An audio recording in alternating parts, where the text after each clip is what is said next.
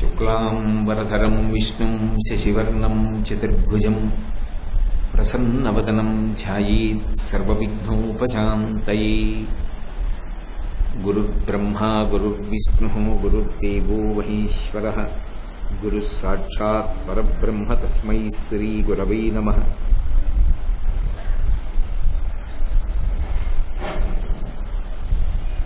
వ్యాసాయ విష్ణురూపాయ వ్యాసరూపాయ విష్ణవే నమో వై బ్రహ్మనిధయే వాసిష్ఠాయ నమో నమః. కూజంతం రామ రామీతి మధురం మధురాక్షరం ఆరుహ్య కవితాశాఖాం వందే వాల్మీకికోకిలం.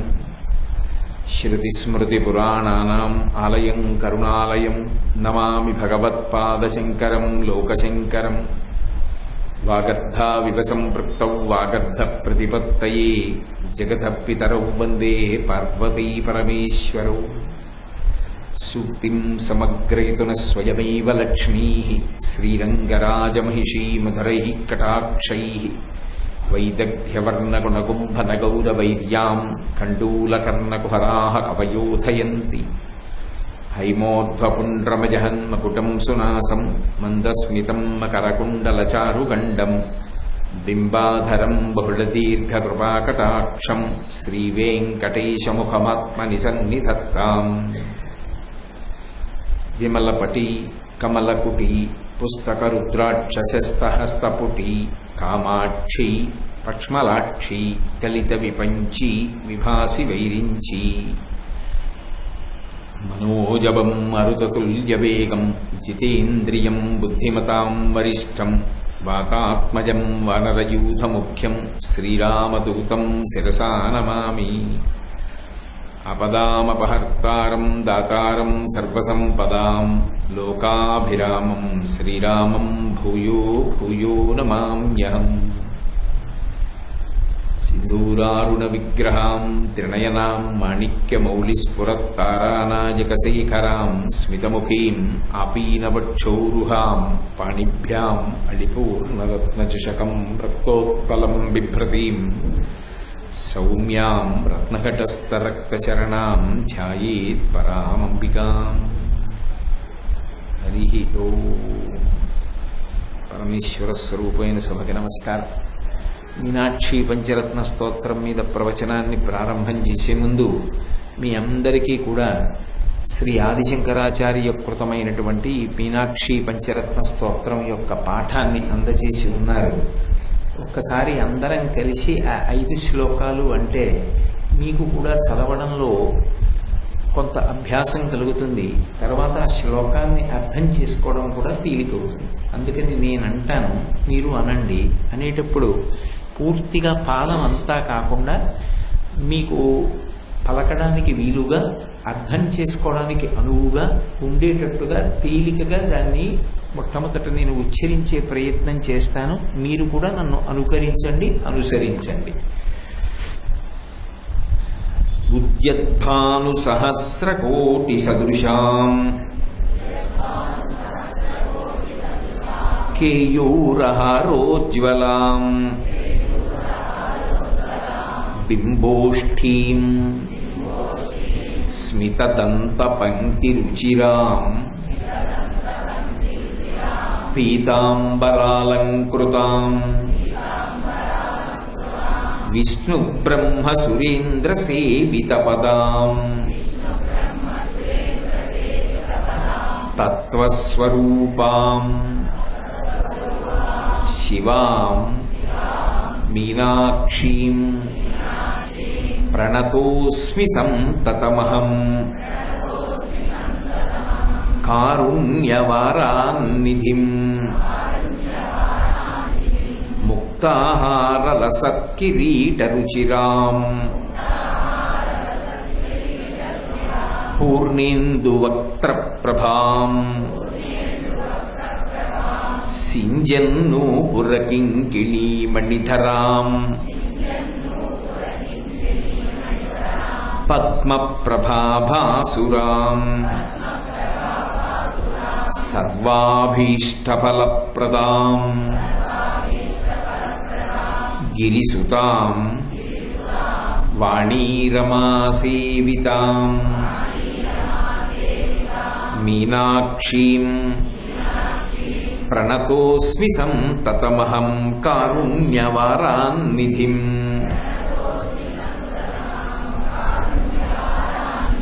శ్రీవిద్యాం శివవామభాగనిలయాం హ్రీంకారమంత్రోజ్వలాం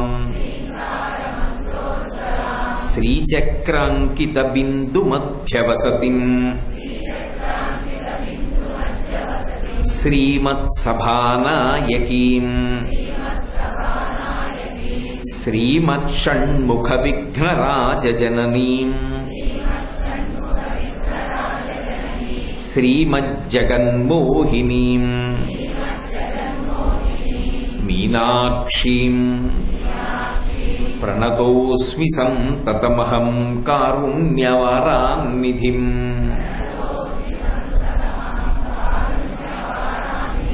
శ్రీమత్సుందరనాయకీం భయహరాం జ్ఞానప్రదాం నిర్మలాం శ్యామాభాం కమలాసనార్చితపదాం నారాయణస్వానుజాం వీణా వేణుమృదంగవాద్యరసికాం నానావిధాడంబికాం మీనాక్షీం ప్రణతోస్మి సంతతమహం కారుణ్యవారాన్నిధిం.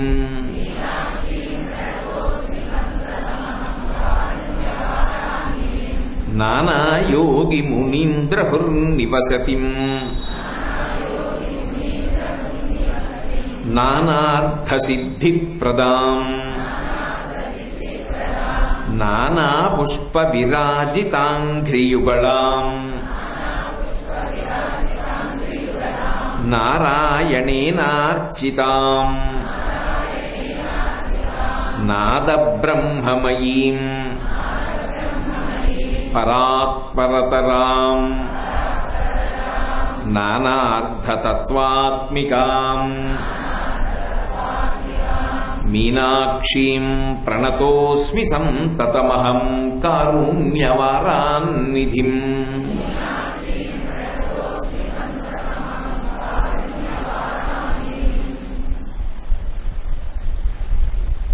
శంకర భగవత్పాదులు భారతదేశంలో ఉండేటటువంటి అనేక క్షేత్రాలలో విరాజమానమైనటువంటి దేవతలను ఉద్దేశించి స్తోత్రం చేశారు.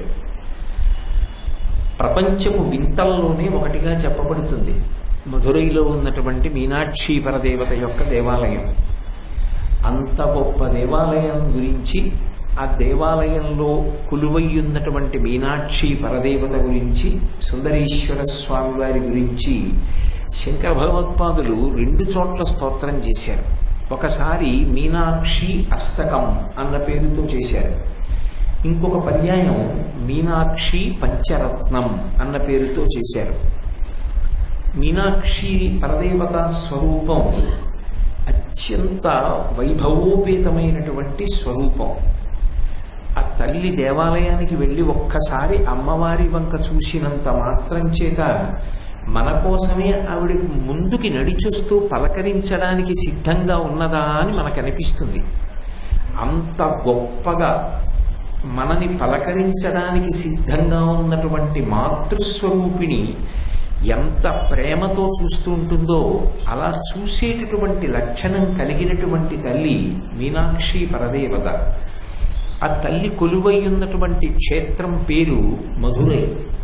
మధురై అన్న పేరు ఆ క్షేత్రానికి ఎందుకు వచ్చింది అంటే, పరమశివుడు అక్కడ ఒక సిద్ధ పురుషుడి యొక్క రూపంలో తిరుగుతూ ఉండేవాడు. మధురై క్షేత్రానికి ఒక విశేషం ఉంది. ఏమిటా విశేషం అంటే, శంకరుడికి 64 లీలామూర్తులు ఎలా ఉంటాయో అలాగే మధురై క్షేత్రంలో ఆయన 64 లీలలు చేశాడు. ఇప్పటికీ కూడా ఆ మధురై క్షేత్రంలో 64 లీలలను ప్రదర్శిస్తూ ఉంటారు. మీరు ఏ ఒక్కరోజు అక్కడికి వెళ్ళినా కూడా అసలు ఉత్సవం లేకుండా ఉండదు. అక్కడ వెళ్ళేటటువంటి వాహనం ఎంత పెద్ద వాహనం పెడుతుంది అంటే అసలు సామాన్యంగా దాన్ని బోయిలు మొయ్యడం సాధ్యం కాదు. అందుకే వాహనం మీద పెట్టి తీసుకెడతారు.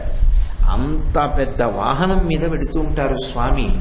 అక్కడ జరిగేటటువంటి ఉత్సవాలు, అక్కడ జరిగేటటువంటి నాదస్వర సమ్మేళనాలు, అక్కడ జరిగేటటువంటి వేద పఠనాలు, ఇవన్నీ కూడా అసలు మనుషులు మైమరిచిపోయేటట్టుగా ఉంటుంది ఆ క్షేత్రం. ఇప్పటికీ మధురై క్షేత్రం గురించి ఒక మాట చెప్తారు. అక్కడ ఉండేటటువంటి ప్రజలు వేదనాదంతో మేల్కొంటారు అని. మిగిలిన ఊళ్ళల్లో ఉండేటటువంటి వాళ్ళందరూ పక్షుల యొక్క కూతలతో మేల్కొంటే ఒక్క మధురై క్షేత్రంలో ఉండేటటువంటి ప్రజలు మాత్రం వేదనాదంతో వేదం యొక్క మంత్రముల శబ్దములు చెవిలో పడి మేల్కొంటారు అని. అంత గొప్ప క్షేత్రం. ఆ క్షేత్రానికి మధురై అని పేరు రావడానికి కూడా ఒక ప్రధానమైన కారణం ఉంది. 64 లీలా విలాసములను చూపించినటువంటి శంకరుడు అక్కడ ఒక సిద్ధుడి రూపంలో తిరుగుతూ ఉండేవాడు. ఏమీ తెలియనటువంటి వాళ్ళ ఒక అవధూతల తాను కాశీపట్టణం నుంచి వచ్చినట్టుగా తనకి తాను చెప్పుకుంటూ తాను ఎవరో, ఎక్కడి నుంచి వచ్చాడో ఎక్కడ బయట పెట్టేవాడు కాదు. ఆయన మధురై క్షేత్రంలో తిరుగుతూ ఉండేవాడు. ఇప్పటికీ మధురైలో ప్రజలు ఏమని నమ్ముతారంటే, ఎవరైనా వెళ్ళి అక్కడ ఉన్నటువంటి శివలింగం దగ్గర నిలబడి మనసులో ఉన్న కోరిక ఆర్తితో చెప్తే ఆయన వింటాడు అని, విని పరిష్కారం చేస్తాడు అంటారు. అందుకే అది సర్వజనులను ఉద్దేశించి ఉద్ధారకమైన క్షేత్రం కనుకనే మిగిలిన ఏ క్షేత్రంలోనూ కనపడనటువంటి ఒక విశేషం మధురైలో కనపడుతుంది. మధురైలో సుందరేశ్వర స్వామి వారి యొక్క శివలింగం వెనకాతల 27 జ్యోతులు అర్ధచంద్రాకారంగా వెలుగుతూ ఉంటాయి. ఆ 27 జ్యోతులు 27 నక్షత్రములకు ప్రతీకలు.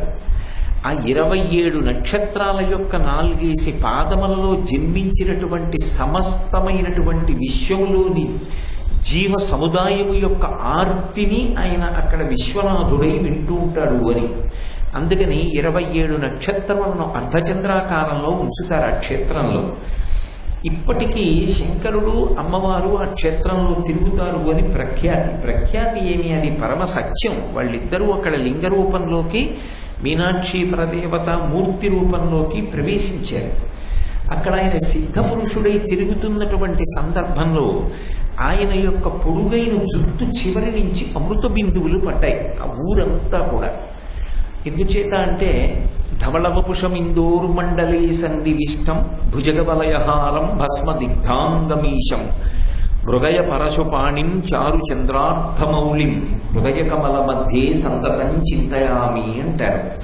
చంద్రుడిలో కరిగి పడుతున్నటువంటి అమృతం శంకరుడి మీద పడుతుందని ఆయన ఇలా 2 చేతులతో ఆ అమృతాన్ని పట్టుకుని మీద పోసుకుంటూ ఉంటాడని, అలా మీద 2 చేతులతో పోసుకుంటూ కింద 2 చేతులతో మళ్ళీ అమృతాన్ని పట్టుకుంటాడని, ఖాళీ అయిన పాత్రల కిందకి నింపితే కింది చేతులతో ఎత్తి మళ్ళీ అమృతం పోసుకుంటాడని, యజుర్వేదంలో కూడా లింగస్వరూపం ఎలా ఉంటుంది అంటే, ఆపాతాళ నభస్థలంత భువన బ్రహ్మాండమా విస్ఫుర జ్యోతి స్ఫటికలింగమౌళి విలసత్పూర్ణేందు అంతామృతై అస్తోకాప్లుతమేకమీశమనిశం రుద్రానువాకాంగ్యపన్ ధ్యాయేదీప్సిత సిద్ధై ధ్రువపదం విప్రోభిషించేచ్చివం బ్రహ్మాండ వ్యాప్తదేహ భసిత హిమరుచాభాసమానాభుజంగై కంఠే కాళాః కపర్దాః కలిత శశి కలశ్చండ కోదండహస్తాః త్రిక్షారుద్రాక్షమాలా సులలిత వపుష శాంభవా మూర్తిభేదాః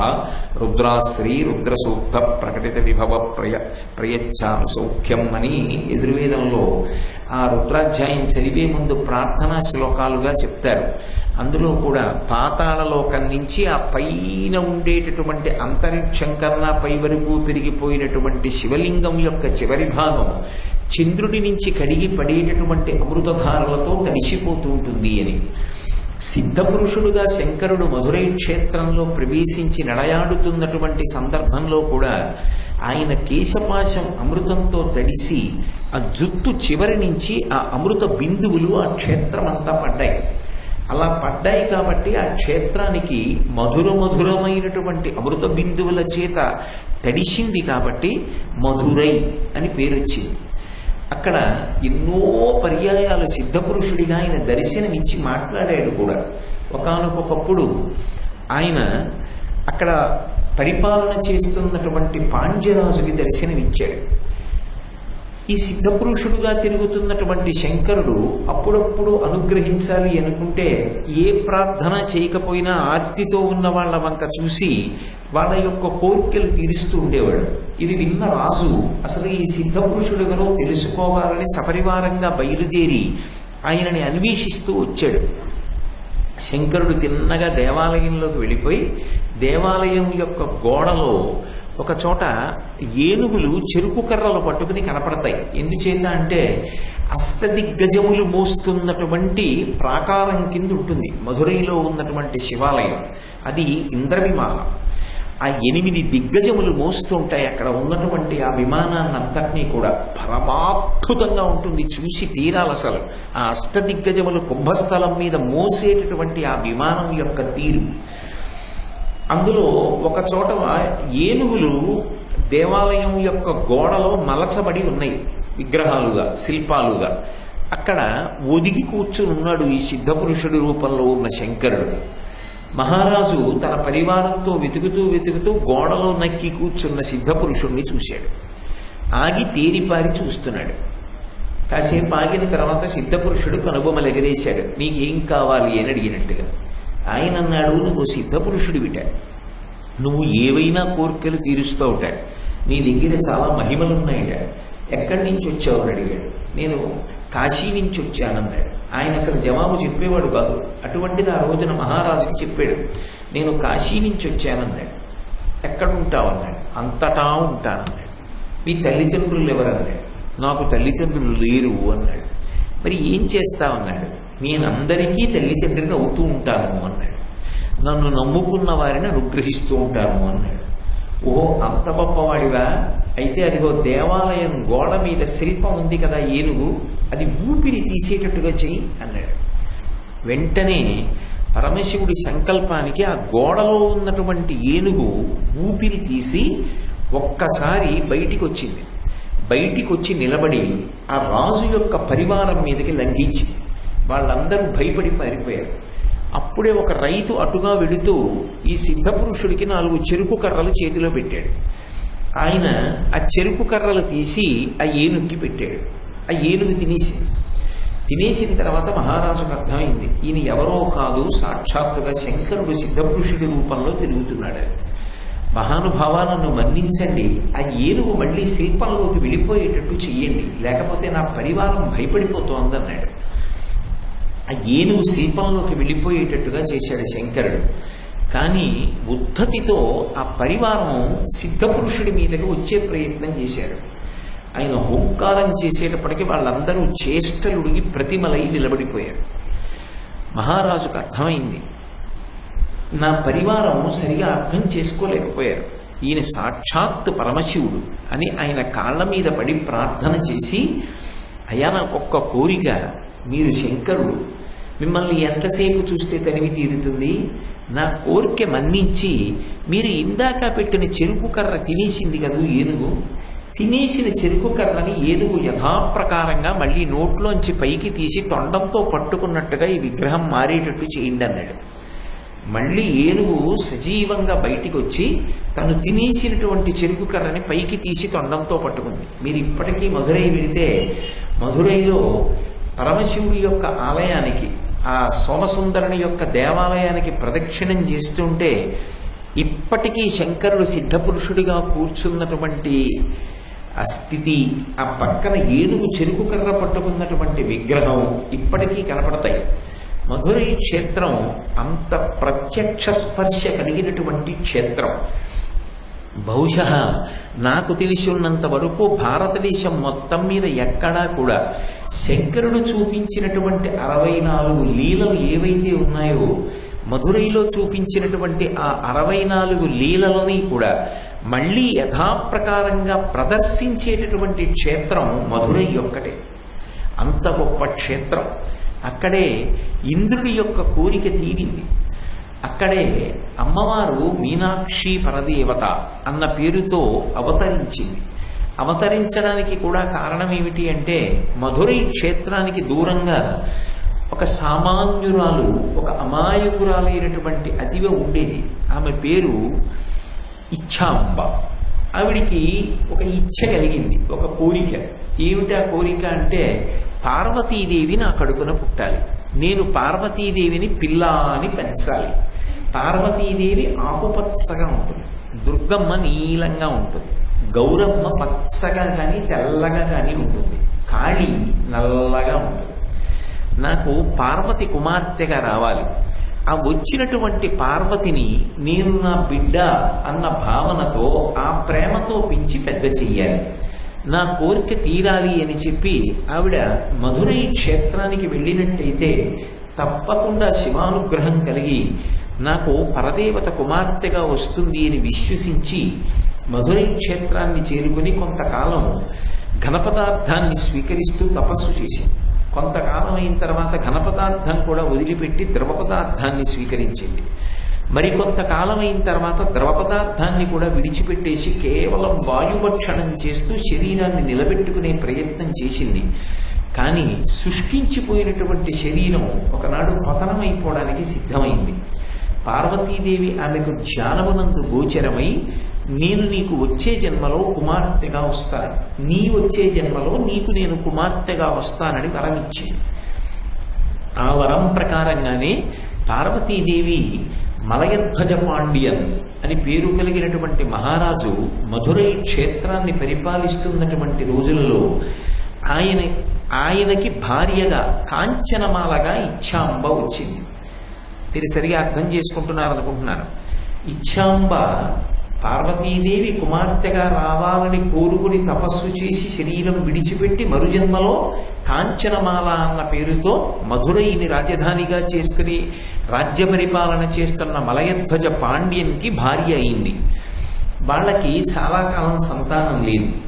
కాబట్టి మలయధ్వజ పాండ్యన్ కాంచనమాల కలిసి ఒకానొకప్పుడు పుత్రకామేష్టి చేశారు. ఆ పుత్రకామేష్టి జరుగుతూ ఇక పూర్ణాహుతి దగ్గరికి వచ్చింది. పూర్ణాహుతి దగ్గరికి వచ్చేటప్పటికి అకస్మాత్తుగా ఆ అగ్నికుండంలోంచి ఒక 3 సంవత్సరముల వయసు ఉన్నటువంటి పిల్ల పైకి లేచి, ఆమె ఆకుపచ్చని వర్ణంతో ఉంది. ఇప్పుడు మీరు ఈ వెనక అవనిక మీద ఎలా చూస్తున్నారో అలా ఆకుపచ్చటి రంగుతో ఉండి వైజయంతిమాల అంటారు. వైజయంతిమాల అంటే కంఠం నుంచి పాదాల వరకు తగులుతుంది అని అగ్ని పురాణం. శ్రీ మహావిష్ణువు ధరిస్తారు అని.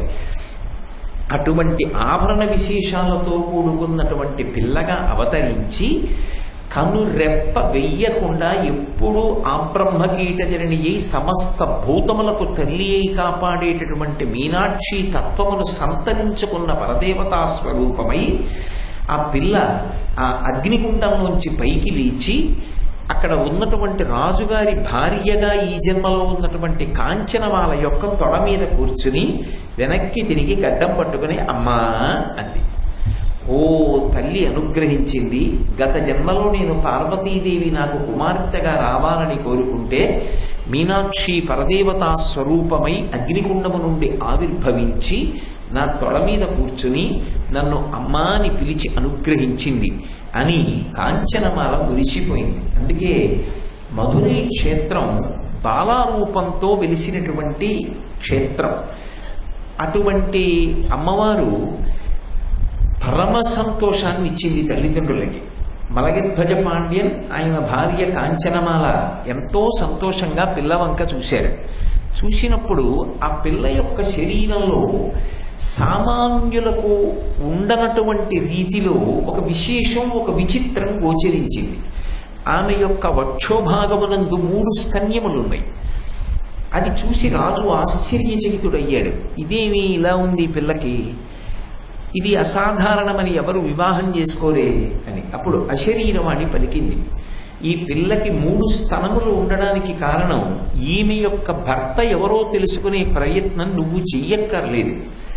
ఈ పిల్ల ఏ పురుషుడి ముందు నిలబడినప్పుడు ఒక స్తన్యము అదృశ్యమై అందరు స్త్రీలలా 2 స్తన్యములతో ఉంటుందో ఆయనయే ఈమె యొక్క భర్త. అప్పుడు నువ్వు చాలా సంతోషంగా వాళ్ళిద్దరికీ వివాహము చేయవచ్చు. కాబట్టి ఈమె పార్వతీదేవి, పరమశివుడి యొక్క దర్శనము ఈమె పొందగానే ఈమె యొక్క మూడవ స్థనము అంతర్ధానమై 2 స్థనములతో ఉంటుంది అని అశరీరవాణి పలికింది. కొడుకులు లేరు ఎలా అని ఆలోచించినటువంటి రాజు అశరీరవాణి యొక్క వాక్కును అనుసరించి ఈ పిల్లకే అస్త్రవిద్యలన్నీ నేర్పించి పెంచి పెద్ద చేశాడు. అపూర్వమైనటువంటి పరాక్రమంతో ఆ పిల్ల ఈ భూమండలాన్నంతటినీ జయించి అనేక లోకములను జయించి ఇంద్రలోకం మీదకి యుద్ధానికి వెళ్ళి మహేంద్రుణ్ణి గెలిచింది. మహేంద్రుణ్ణి గెలిస్తే మహేంద్రుడు కదంబ వృక్షాన్ని బహూకరించాడు దేవలోకంలోంచి. దేవలోకంలో దేవేంద్రుడు బహూకరించినటువంటి కదంబ వృక్షం ఏదుందో ఆ కదంబ వృక్షాన్ని మీనాక్షి పరదేవత మధురై క్షేత్రానికి తీసుకొచ్చింది. ఆ కదంబ వృక్షమే ఇప్పటికీ మధురై క్షేత్రంలో స్థల వృక్షం. ఇప్పటికీ మధురై దర్శనానికి వెళ్ళినప్పుడు ఆ క్షేత్రంలో తిరుగుతుంటే స్థల వృక్షము అని కదంబాన్ని చూపిస్తారు. ఆ కదంబ వృక్షం ఒకనాడు మీనాక్షి పరదేవత ఇంద్రలోకానికి వెళ్ళి ఇంద్రుణ్ణి గెలిచినప్పుడు ఇంద్రుడు బహూకరించినప్పుడు తీసుకొచ్చినటువంటి కదంబ వృక్షం. ఆ తల్లి తర్వాత కైలాసం మీదకి వెళ్ళింది. కైలాసం మీద దండయాత్రకు వెళ్ళినప్పుడు ప్రమదగణాలన్నీ కూడా ఆమెను గెలవలేకపోయాయి. శంకరుడు వచ్చినది ఎవరో తెలియదు ఆయనకి, సర్వజ్ఞుడు, ఈశాన సర్వ విద్యానాం ఈశ్వర సర్వభూతానాం బ్రహ్మాధిపతి బ్రహ్మణోధిపతి బ్రహ్మా శివోమి అస్తు సదాశివోం. ఈమెకి కళ్యాణ గడియ దగ్గరికి వచ్చింది అని తెలుసుకున్నటువంటి శంకరుడు తాను ధనస్సు చేతపట్టి యుద్ధానికి వచ్చాడు. శంకరుడి వంక చూసి ఆ బింటినారి సారించబోయింది. ఆయన వంక చూసేటప్పటికీ ఆమె యొక్క 3వ స్థనం అదృశ్యమైపోయింది. ఈయనయే నా భర్త అని తెలుసుకున్నటువంటి తల్లి అపారమైనటువంటి సంతోషాన్ని పొంది పులకాంకురములతో ఆయన ముందు నిలబడింది. నీటికి 8వ నాడు నేనే మధురై క్షేత్రానికి వచ్చి నిన్ను వివాహం చేసుకుంటాను, నువ్వు నేను కలిసి రాజ్య పరిపాలన చేద్దాం అని శంకరుడు కైలాస పర్వతం నుంచి ప్రమదగణాలతోటి ఋషిగణాలతోటి దేవతాగణాలతోటి ఒకనాడు హిమవంతుని యొక్క కుమార్తెగా వచ్చినప్పుడు హిమవత్ పర్వతం మీద ఎలా పార్వతీ కళ్యాణం జరిగిందో అలా మధురై క్షేత్రానికి బయలుదేరి వచ్చి ఆ మీనాక్షి పరదేవతని వివాహం చేసుకున్నాడు. కానీ అనువంశికంగా రాజ్య పరిపాలన మాత్రం పరంపరాగతంగా వచ్చినది కాబట్టి మీనాక్షి పరదేవతయే అక్కడ పరిపాలకురాలు. ఆమె పరిపాలిస్తూ ఉంటుంది. సోమసుందరుడు ఆమెకి సహాయం చేస్తూ ఉంటాడు. అందుకే స్త్రీ యొక్క వైభవం ప్రకాశించిన ఇంటిని మీనాక్షి గృహంతో పోలుస్తూ ఉంటారు. అక్కడ ఆమె పరిపాలకురాలు. విచిత్రం ఏమిటంటే పార్వతీదేవిగా ఆవిడికి తీరని కోరికలు కూడా తీర్చుకున్న క్షేత్రం ఏది అంటే మధురై. ఎందుకని అంటే పార్వతీదేవికి సుబ్రహ్మణ్యేశ్వర స్వామి వారికి తల్లి కావాలి అని కోరిక. కానీ సనత్కుమారుడు సుబ్రహ్మణ్యుడిగా పరమశివుని యొక్క కడుపున కుమారుడిగా పుట్టడానికి అంగీకరించినప్పుడు స్త్రీ గర్భవాసాన్ని అంగీకరించలేదు. ఆవిడ ఎంత పార్వతీదేవి అయినా నేను ఆవిడ గర్భవాసం చెయ్యను అన్నాడు. నా గర్భవాసం చేయకపోతే పరమశివుని యొక్క కుమారుడిగా వచ్చినా నాకు అమ్మ అన్న తృప్తి ఎలా మిగులుతుంది? పోనీ నా గర్భవాసం చేయకపోయినా కనీసం నువ్వు ఒక్క పని చేయి, నా శరీరము ఒకప్పుడు సరోవర రూపాన్ని పొంది హిమవత్ పర్వతం మీద శరవణ తటాకము అన్న పేరుతో ప్రకాశిస్తోంది. చివర ఆవిర్భావ సమయంలో ఆ శరవణ తటాకంలోంచి పైకి వస్తే నా శరీరము నుండే నువ్వు ఉత్పాదనమైనట్టు అవుతుంది, నాకు తృప్తిగా ఉంటుంది అని పార్వతీదేవి త్రిపుర రహస్యంలో ఈ విషయం చెప్తారు. కోరిన మీదట సుబ్రహ్మణ్యావతార సమయంలో శరవణ తటాకంలోంచి ఆయన పైకి లేచినట్టుగా చెప్పబడుతుంది. ఆ అవతారంలో తల్లి గర్భం ధరించినట్టు కానీ ఆమె ప్రసవ వేదన పొందినట్టు కానీ ఆమె కుమారుణ్ణి కన్నట్టు కానీ కనపడదు. కానీ మీనాక్షి పరదేవత రాజ్య పరిపాలన చాలా కాలం చేసిన తరువాత, అంటే మీనాక్షి సుందరేశ్వరుల కళ్యాణం అయిపోయినటువంటి కొంతకాలానికి ఒకనాడు సుందరేశ్వరుడు అమ్మవారితో అన్నాడు, ఒక స్త్రీ జీవితానికి పరిపూర్ణత ఎప్పుడు? బిడ్డలకు తల్లి అయినప్పుడే కదా. కాబట్టి నువ్వు ఎంత రాజ్య పరిపాలన చేస్తున్నా ఉత్తరాధికారి ఒకడు కావాలిగా, రాజ్యానికి వారసుడు, అతనికి యవరాజ్య పట్టాభిషేకం చెయ్యాలిగా. కాబట్టి ఇలా ఎంతకాలం మనం రాజ్య పరిపాలన చేస్తాం, ఎంతకాలం ఇలా ప్రజలకి దర్శనమిస్తూ ఉంటాం. కాబట్టి మనం దేవాలయంలో మూర్తులలోకి ప్రవేశిద్దాం. ఆ ప్రవేశించడానికి ముందర నువ్వు గర్భం ధరించి ఒక కుమారుణ్ణి కను, ఆ కుమారుడికి పట్టాభిషేకం చేద్దాం అన్నాడు. పరమ సంతోషాన్ని పొందినటువంటి పార్వతీదేవి నా గర్భమునందు పుట్టవలసిన కుమారుడెవరు అని అడిగింది. ఇంకెవరు? ఒకనాడు సుబ్రహ్మణ్యేశ్వరుడు నీ కడుపున పుట్టలేదని బెంగపెట్టుకున్నావుగా, ఆ సుబ్రహ్మణ్యుణ్ణి ఆజ్ఞాపిస్తాను, నీ కడుపున ఉగ్రపాండ్యన్ అన్న పేరుతో కొడుకుగా పుడతాడు. ఆ సుబ్రహ్మణ్యుడికి పట్టాభిషేకం చేసి మళ్ళీ ఆయనకి ఆయుధాలను సమకూర్చి రాజ్య పరిపాలన చెయ్యడానికి కావలసినటువంటి వైభవాన్ని సంతరింపచేసి మనిద్దరం దేవాలయ మూర్తులలోకి ప్రవేశిద్దాం. ఎవరు వచ్చి ప్రార్థన చేసినా వాళ్ళ యొక్క కోరికలు తీరుద్దాం. వాళ్ళు ఏ కోరిక కోరకపోయినా వాళ్ళ అభ్యున్నతికి ఏది అవసరమో దాన్ని కటాక్షిద్దాం. అందుకే ప్రపంచపు వింతలలో ఈ దేవాలయం ఒకటవుతుంది. కాబట్టి నీ కడుపున ఉగ్రపాండ్యన్ అన్న పేరుతో సుబ్రహ్మణ్యుడే పుడతాడు అని వరమిచ్చాడు. ఆ అనుగ్రహ ప్రకారంగానే పార్వతీదేవి గర్భిణి అయి ఆమె ప్రసవ వేదన పొంది సుబ్రహ్మణ్యుణ్ణి ఉగ్రపాండ్యన్ అన్న పేరుతో కొడుకుగా పొంది మాతృత్వాన్ని పరిపూర్ణంగా అనుభవించినటువంటి క్షేత్రం మధురై క్షేత్రం. ఆశ్చర్యం ఏమిటంటే పార్వతీదేవిగా ఆమెకి సీమంతోన్నయనము అవి చేశారో లేదో తెలియదు, ఎక్కడా పురాణాల్లో లేదు. కానీ అందున పరిపాలకురాలు కడుపుతో ఉంది, పరమశివుని ఇల్లాలు మీనాక్షి, ఆమె అగ్నిగుండం నుంచి ఆవిర్భవించింది, గర్భిణి. సుబ్రహ్మణ్యుడు కొడుకుగా పుట్టబోతున్నాడు. ఆమెకి ఎన్ని ఉత్సవాలు జరిగి ఉంటాయో, ఎంత అపురూపంగా చూసుంటారో, ప్రజలెంత మురిసిపోయి ఉంటారో, ఆమె తల్లిదండ్రులు ఎంత ఆనందపడిపోయి ఉంటారో. ప్రత్యక్షంగా ఆవిష్కరింపబడినటువంటి క్షేత్రం మధురై. మధురై ఒక్క పార్వతీదేవికే కాదు సంతోషాన్ని ఇచ్చింది, పార్వతీ పరమేశ్వరులను ఎప్పుడూ నమ్ముకుని ఉండేటటువంటి వాళ్ళకి కూడా అంత సంతోషాన్ని కట్టబెట్టినటువంటి క్షేత్రం మధురై. నేను ఈ మాట ఎందుకంటున్నానంటే, మీనాక్షి కళ్యాణం జరగవలసినటువంటి సందర్భం వచ్చింది. నేను ఇందాక మీతో మనవి చేశాను కదా, కైలాస పర్వతం మీద శంకరుడు పార్వతీదేవికి దర్శనమిచ్చినప్పుడు 3వ స్థలం అదృశ్యమైతే వాళ్ళిద్దరికీ కళ్యాణం జరగాలి అని నిర్ణయమై ఆ నాటి నుండి 8వ నాటికి మధురై చేరుకుని పార్వతీ పరమేశ్వర కళ్యాణం సంభవించింది. ఆ మీనాక్షి కళ్యాణం జరుగుతున్నప్పుడు కొన్ని విశేషాలు జరిగాయి. అందులో వ్యాఘ్రపాదుడు పతంజలి ఎప్పుడూ చిదంబర క్షేత్రంలోనే ఉంటారు. వ్యాఘ్రపాదుడు ఒక ఋషి, ఆయనకు ఒక అలవాటు ఉంది, తేనెటీగ కూడా వాలనటువంటి పువ్వుల్ని కోసి తీసుకొచ్చి శంకరుడికి ప్రదోష వేళలో పూజ చేస్తాడు. దానికోసమని సమీపారణ్యాలలో తిరుగుతూ ఉండేవాడు.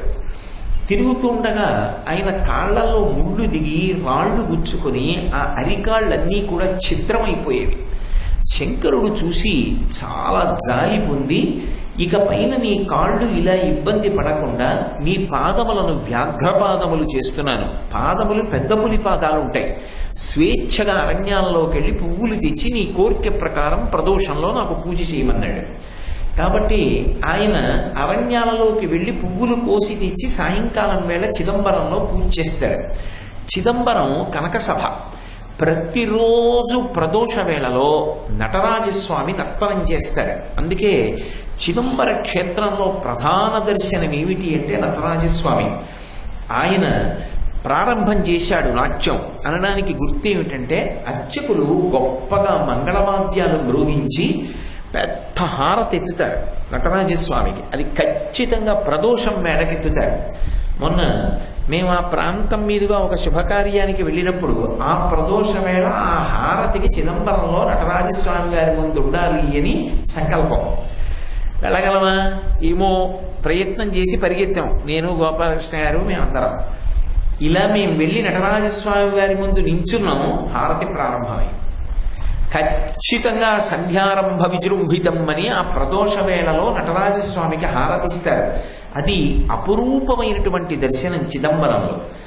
ఆ చిదంబరంలో ప్రదోష వేళలో శంకరుడి యొక్క నృత్యం పూర్తయితే తప్ప పతంజలి అలాగే ఈ వ్యాఘ్రపాదుడు కూడా భోజనం చెయ్యరు. వాళ్ళిద్దరూ తాండవం చూసిన తరువాత భోజనం చేస్తారు. అది వాళ్ళ అలవాటు. పగలంతా ఉపవాసం ఉంటారు. ఈ వ్యాఘ్రపాదుడేమో పువ్వులు పట్టుకుని వస్తాడు. పతంజలి గొప్ప యోగశాస్త్ర విద్వాంసుడు, ఆయన మహాభాష్యకర్త, ఆయన శివధ్యానంలో ఉంటాడు. ఇద్దరూ సాయంకాలం వేళ ఏ వాద్య గోష్ఠిలోనూ పాల్గొనరు. దేవతలందరూ వచ్చి వాద్యాలు మ్రోగిస్తారు.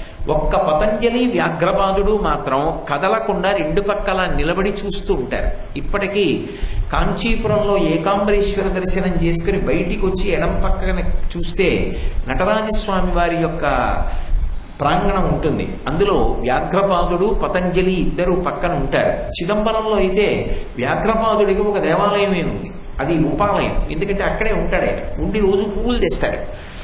అటువంటి వ్యాఘ్రపాదుడు పతంజలి చిదంబరం వదిలిపెట్టి ఎక్కడికి వెళ్ళరు. వాళ్ళ భయం ఏమిటంటే చిదంబరం వదిలిపెట్టి వెళ్ళిపోతే సాయంకాలం అయిపోతుంది. సాయంకాలం అయిపోతే మనకి ఆ నాట్యం చూడటానికి అవకాశం ఉండదు. అందుకని మనం ఎక్కడికి వెళ్ళొద్దని వాళ్ళు ఏ క్షేత్రానికి వెళ్ళరు, ఏ ఉత్సవానికి వెళ్ళరు. అటువంటి వాళ్ళు మధురైలో మీనాక్షి సోమసుందరుల కళ్యాణం జరుగుతుంటే వీళ్ళిద్దరూ వెళ్ళారు. మనం రోజు ఏ స్వామివారి తాండవం చూస్తామో ఆ స్వామివారి కళ్యాణం. పైగా అక్కడ తిరుగాడుతాడు. ఇక పైన మధురై క్షేత్రంలో అమ్మ మీనాక్షి అన్న పేరుతో రాజ్య పరిపాలన చేస్తోంది. అందరికీ దర్శనమిస్తోంది. ఆవిడ సామాన్యమైన స్త్రీలా ఆమె తిరుగుతూ ఉంటుంది. అటువంటి క్షేత్రానికి మనం వెళ్ళకపోతే ఎలా అని బయలుదేరి ఇద్దరూ కూడా మీనాక్షి కళ్యాణానికి వచ్చారు. ఈ మీనాక్షి కళ్యాణానికి వస్తే కన్యాదానం ఎవరు చేయించాలి? మలయధ్వజ పాండ్యన్ ఎంత మీనాక్షి పరదేవతకి తండ్రి అయినా శంకరుడే వచ్చి నిలబడితే కన్యాదానం చేయడానికి నా అల్లుడన్న భావనతో పీటల మీద కూర్చుని నేను కన్యాదాతని అనగలిగినంత ధైర్యాన్ని పొందలేకపోయాడు. మరి ఎవరు రావాలప్పుడు కన్యాదానానికి? అంటే మధురై పక్కనే తిరుప్పకుండ్రం అని క్షేత్రం ఉంది. అది అసలు నిజానికి సత్యగి అంటారు. అది శైవ క్షేత్రం యథార్థమునకు. దాని మీద సుబ్రహ్మణ్యేశ్వర స్వామి గారు వెలిసి ఉంటారు. అక్కడ ఆయన దేవసేనని వివాహం చేసుకున్నాడు. నారద మహర్షి వచ్చి అక్కడ వివాహం చేయించారు. పరమాద్భుతమైనటువంటి క్షేత్రం. అది చాలా విశేషంగా ఉంటుంది. కారణం ఏమిటంటే మీరు ఇలా ఎదురుగుండా నిలబడితే దర్శనానికి వల్లీ దేవసేన సమేత సుబ్రహ్మణ్యుడు ఉంటాడు. సుబ్రహ్మణ్యుడి పక్కన దుర్గమ్మ ఉంటుంది. దుర్గమ్మ పక్కన గణపతి ఉంటారు. గణపతికి యువతల పరమశివుడు ఉంటారు. వాళ్ళు ముగ్గురు ఒక వరుస క్రమంలో ఉంటారు. ఇలా ఎదురుకుండా నిలబడ్డారనుకోండి, వల్లీ దేవసేన సమేత సుబ్రహ్మణ్యుడు, ఆయన పక్కన దుర్గమ్మ, దుర్గమ్మ పక్కన గణపతి ఉంటారు. ఇటు పక్కకి పరమశివుడు ఉంటాడు. ఎదురుగుండా వాళ్ళుంటే శివుడు ఇలా ఉంటాడు. శివుడికి అభిముఖంగా విష్ణు ఉంటారు. ఇక్కడ వేరే చిన్న గుడి ఉంటుంది. ఆ గుడిలో విష్ణు ఉంటారు, ఇటు శివుడు ఉంటారు. శివుడు కేశవుడు ఒకరినొకరు చూసుకుంటూ ఉంటారు. మరి అమ్మకి కళ్యాణం మీనాక్షి పరదేవతకి. నారాయణి, నారాయణుడు అన్నగారు కదూ. మరి శ్రీ మహావిష్ణువు బయలుదేరకపోతే ఎలా కన్యాదానం చేయడానికి? అందుకని ఈ క్షేత్రం నుంచి వెడతాడు శ్రీ మహావిష్ణువు. ఇప్పటికీ ప్రతి సంవత్సరం మీనాక్షి కళ్యాణానికి తిరుప్పకుండ్రం నుంచే శ్రీ మహావిష్ణువు ఊరిదుగుతూ మధురై చేరుకుంటారు. మధురై చేరుకుని మధురైలో కన్యాదానం చేస్తారు. అందుకే ఇప్పటికీ మీరు తమిళనాడు సంప్రదాయం ఉంది. ఎక్కడ వివాహానికి శుభలేఖ వేసినా శంకరుడి చేతిలో మీనాక్షి చెయ్యి పెడుతున్నట్టు ఆకుపచ్చగా పాండ్యరాజుల యొక్క కట్టు బొట్టు ఎలా ఉంటాయో అలా ఉంటుంది అమ్మవారి పెళ్లి కూతురుగా. పుట్టింటి వైభవం ఇక్కడున్న మూర్తి కాదు, అది పెళ్లి కూతురుగా ఉన్న మూర్తి ఉంటుంది. చాలా ఆశ్చర్యకరంగా ఉంటుంది, భలే ఉంటుంది ఆ తల్లి వైభవం. అది చిన్న పిల్లల ముద్దులొలుకుతూ సిగ్గుపడిపోతూ ఉంటుంది. ఆ తల్లికి సుబ్రహ్మణ్య క్షేత్రం తిరుప్పకుండ్రం నుంచి శ్రీ మహావిష్ణువు బయలుదేరి వచ్చారు. మరి అన్నగారు కదా నారాయణ నారాయణి వచ్చి ఆయన కన్యాదానం చేశాడు. ఈ కన్యాదానం చేసే సమయంలో ఏమైందంటే హిమవంతుడు ఒకనాడు తన కుమార్తె అయినటువంటి హైమవతి పార్వతీదేవి యొక్క వివాహం చేసినటువంటి సందర్భంలో అందరూ బయలుదేరి వచ్చేస్తే భూమి ఎలా బరువెక్కిపోయిందో అలా అన్ని గణములు బయలుదేరి మధురై వచ్చేసాయి. ఆ మధురై వచ్చేయడంలో ఆ కళ్యాణము, ఆ వేడుక, భోజనాలు, ఈ హడావిడి ఇవన్నీ అయ్యేటప్పటికీ సాయంకాలం అయిపోయింది. సాయంకాలం అయిపోయింది అని గమనించారు పతంజలి వ్యాఘ్రపాదుడు. వాళ్ళు పెళ్లి భోజనం చేయరు. ఎందుకని? వాళ్ళు తాండవం చూస్తే కానీ భోజనం చేయరు. శివుడికి బాధ ఏమిటి? వాళ్ళిద్దరూ అత్యంత భక్తులు. మీనాక్షి పరదేవతకి కూడా పార్వతీదేవి కదా. పిల్లలిద్దరు అన్నం తినకపోతే వాళ్ళకి ఏం తృప్తిగా ఉంటుంది? వాళ్ళిద్దరిని పిలిచి శంకరుడు అన్నాడు, ఒరే మీ ఇద్దరు అన్నం తినండ్రా, పెళ్లి భోజనం చేయకపోతే ఎలా అంటే ముఖం ముడుచు కూర్చున్నారు. ఏమలా కూర్చున్నారన్నారు. ప్రదోష వేళ చిదంబరంలో నువ్వు కనక సభలో తాండవం చేసేస్తూ ఉంటావు. ఈ పాటికి నేను ప్రదోషంలో పూజ చేసి తాండవం చూడాలి. తాండవం చూడకుండా అన్నం తిన్నాం. ఇవాళ పొరపాటు అయిపోయింది, ఇక్కడ ఉండిపోయాను. నీ కళ్యాణం కదా అని వచ్చేసాను. కళ్యాణం చూశాను, సంతోషం, కానీ తాండవం చూడలేదు, అందుకని భోజనం లేదన్నాడు. అయ్యి బాబోయ్ భోజనం చేయకపోతే ఎలాగరా? భోజనం చేయండి అన్నాడు శంకరుడు. కుదరదు, నేను భోజనం చేయాలంటే నువ్వు తాండవం చెయ్యాలి. అది కనక సభ, అక్కడ తాండవం చేశాను. ఇప్పటికీ మీరు చిదంబరం వెడితే, మొన్ననే మేము వెళ్ళి దర్శనం చేసి వచ్చాం. ఆ పరమాద్భుతం. కాళిక పోటీ పడింది శంకరుడితోటి. పరమశివుడు ఆఖరికి ఏం చేశాడంటే కుంకము భరణిలో కాలి బొటన వేలు నొక్కి పైకెత్తి బొట్టు పెట్టాడు. ఇంతెత్తున కాలు పైకెత్తి ఆవిడికి బొట్టు పెట్టి కాలెత్తాడు. స్త్రీ సహజంగా వాళ్ళకున్న పరిమితుల చేత అలా చెయ్యలేరు కాబట్టి కాళీస్వరూపం పరమశివుడితో సమానంగా నాట్యం చేయలేక ఆగిపోయింది. అక్కడ కూడా న్యాయ నిర్ణీత శ్రీ మహావిష్ణువు. అప్పుడు నటరాజుగా పట్టాభిషేకం చేశారు. ఆ నటరాజుగా కనక సభలో తాండవం చేస్తాడు. చిదంబరం కనక సభ. ఆ కనక సభలో తాండవం చేయాలి కాబట్టి అక్కడ చేస్తాను తాండవం, ఇక్కడ ఎలా చేస్తాను? మధురైలో, పైగా ఇప్పుడే పెళ్ళయింది, ఇప్పుడు తాండవం ఏమిటి, బాగుండదన్నాడు శివుడు. అలా కుదరదు, నీ తాండవం చూడడానికి పెట్టి పుట్టాలి. హిమవంతుని యొక్క కూతురిగా హైమవతిగా వచ్చినప్పుడు పెళ్లికి వచ్చారు, నీ తాండవం చూడలేదు. మధురైలో ఏం జరగాలంటే నీ పెళ్లి తర్వాత తాండవం జరగాలి. జరగడం కాదు, ప్రతిరోజు జరగాలి. ప్రతిరోజు నువ్వు ఇక్కడ కూడా తాండవం చేయాలన్నారు. మరి ఇక్కడే సభ అన్నాడు. ఇది రజత సభ, ఎందుకంటే ఆ గది అంతా కూడా వెండితో ఉన్నప్పుడు. కాబట్టి రజత సభ, నువ్వు ఇక్కడ తాండవం చెయ్యన్నారు. సరే, మీరిద్దరూ అన్నం తినాలి కాబట్టి తాండవం చేస్తానన్నాడు శంకరుడు. అని మొట్టమొదటిసారి తన భక్తుల కోసం చిదంబరం కనక సభలోనే కాకుండా మధురై రజత సభలో తాండవం చేశాడు. కాబట్టి తన భక్తుల కోసం పార్వతీ పరమేశ్వరులు తల్లిదండ్రుల్లా ఎంత కిందకి దిగిపోతారో చూపించినటువంటి క్షేత్రం మధురై. మధురయ్యే కాదు, ఇప్పటికీ 5 చోట్ల తాండవం చేస్తూ ఉంటాడు అని.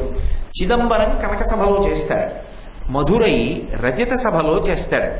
అలాగే తిరు ఆలంగాడని అక్కడ రత్న సభలో చేస్తాడు. అలాగే తిరునల్వేలి, అక్కడ అది కేవలముగా రాగితో నిర్మింపబడినటువంటి సభ, అక్కడ చేస్తాడు.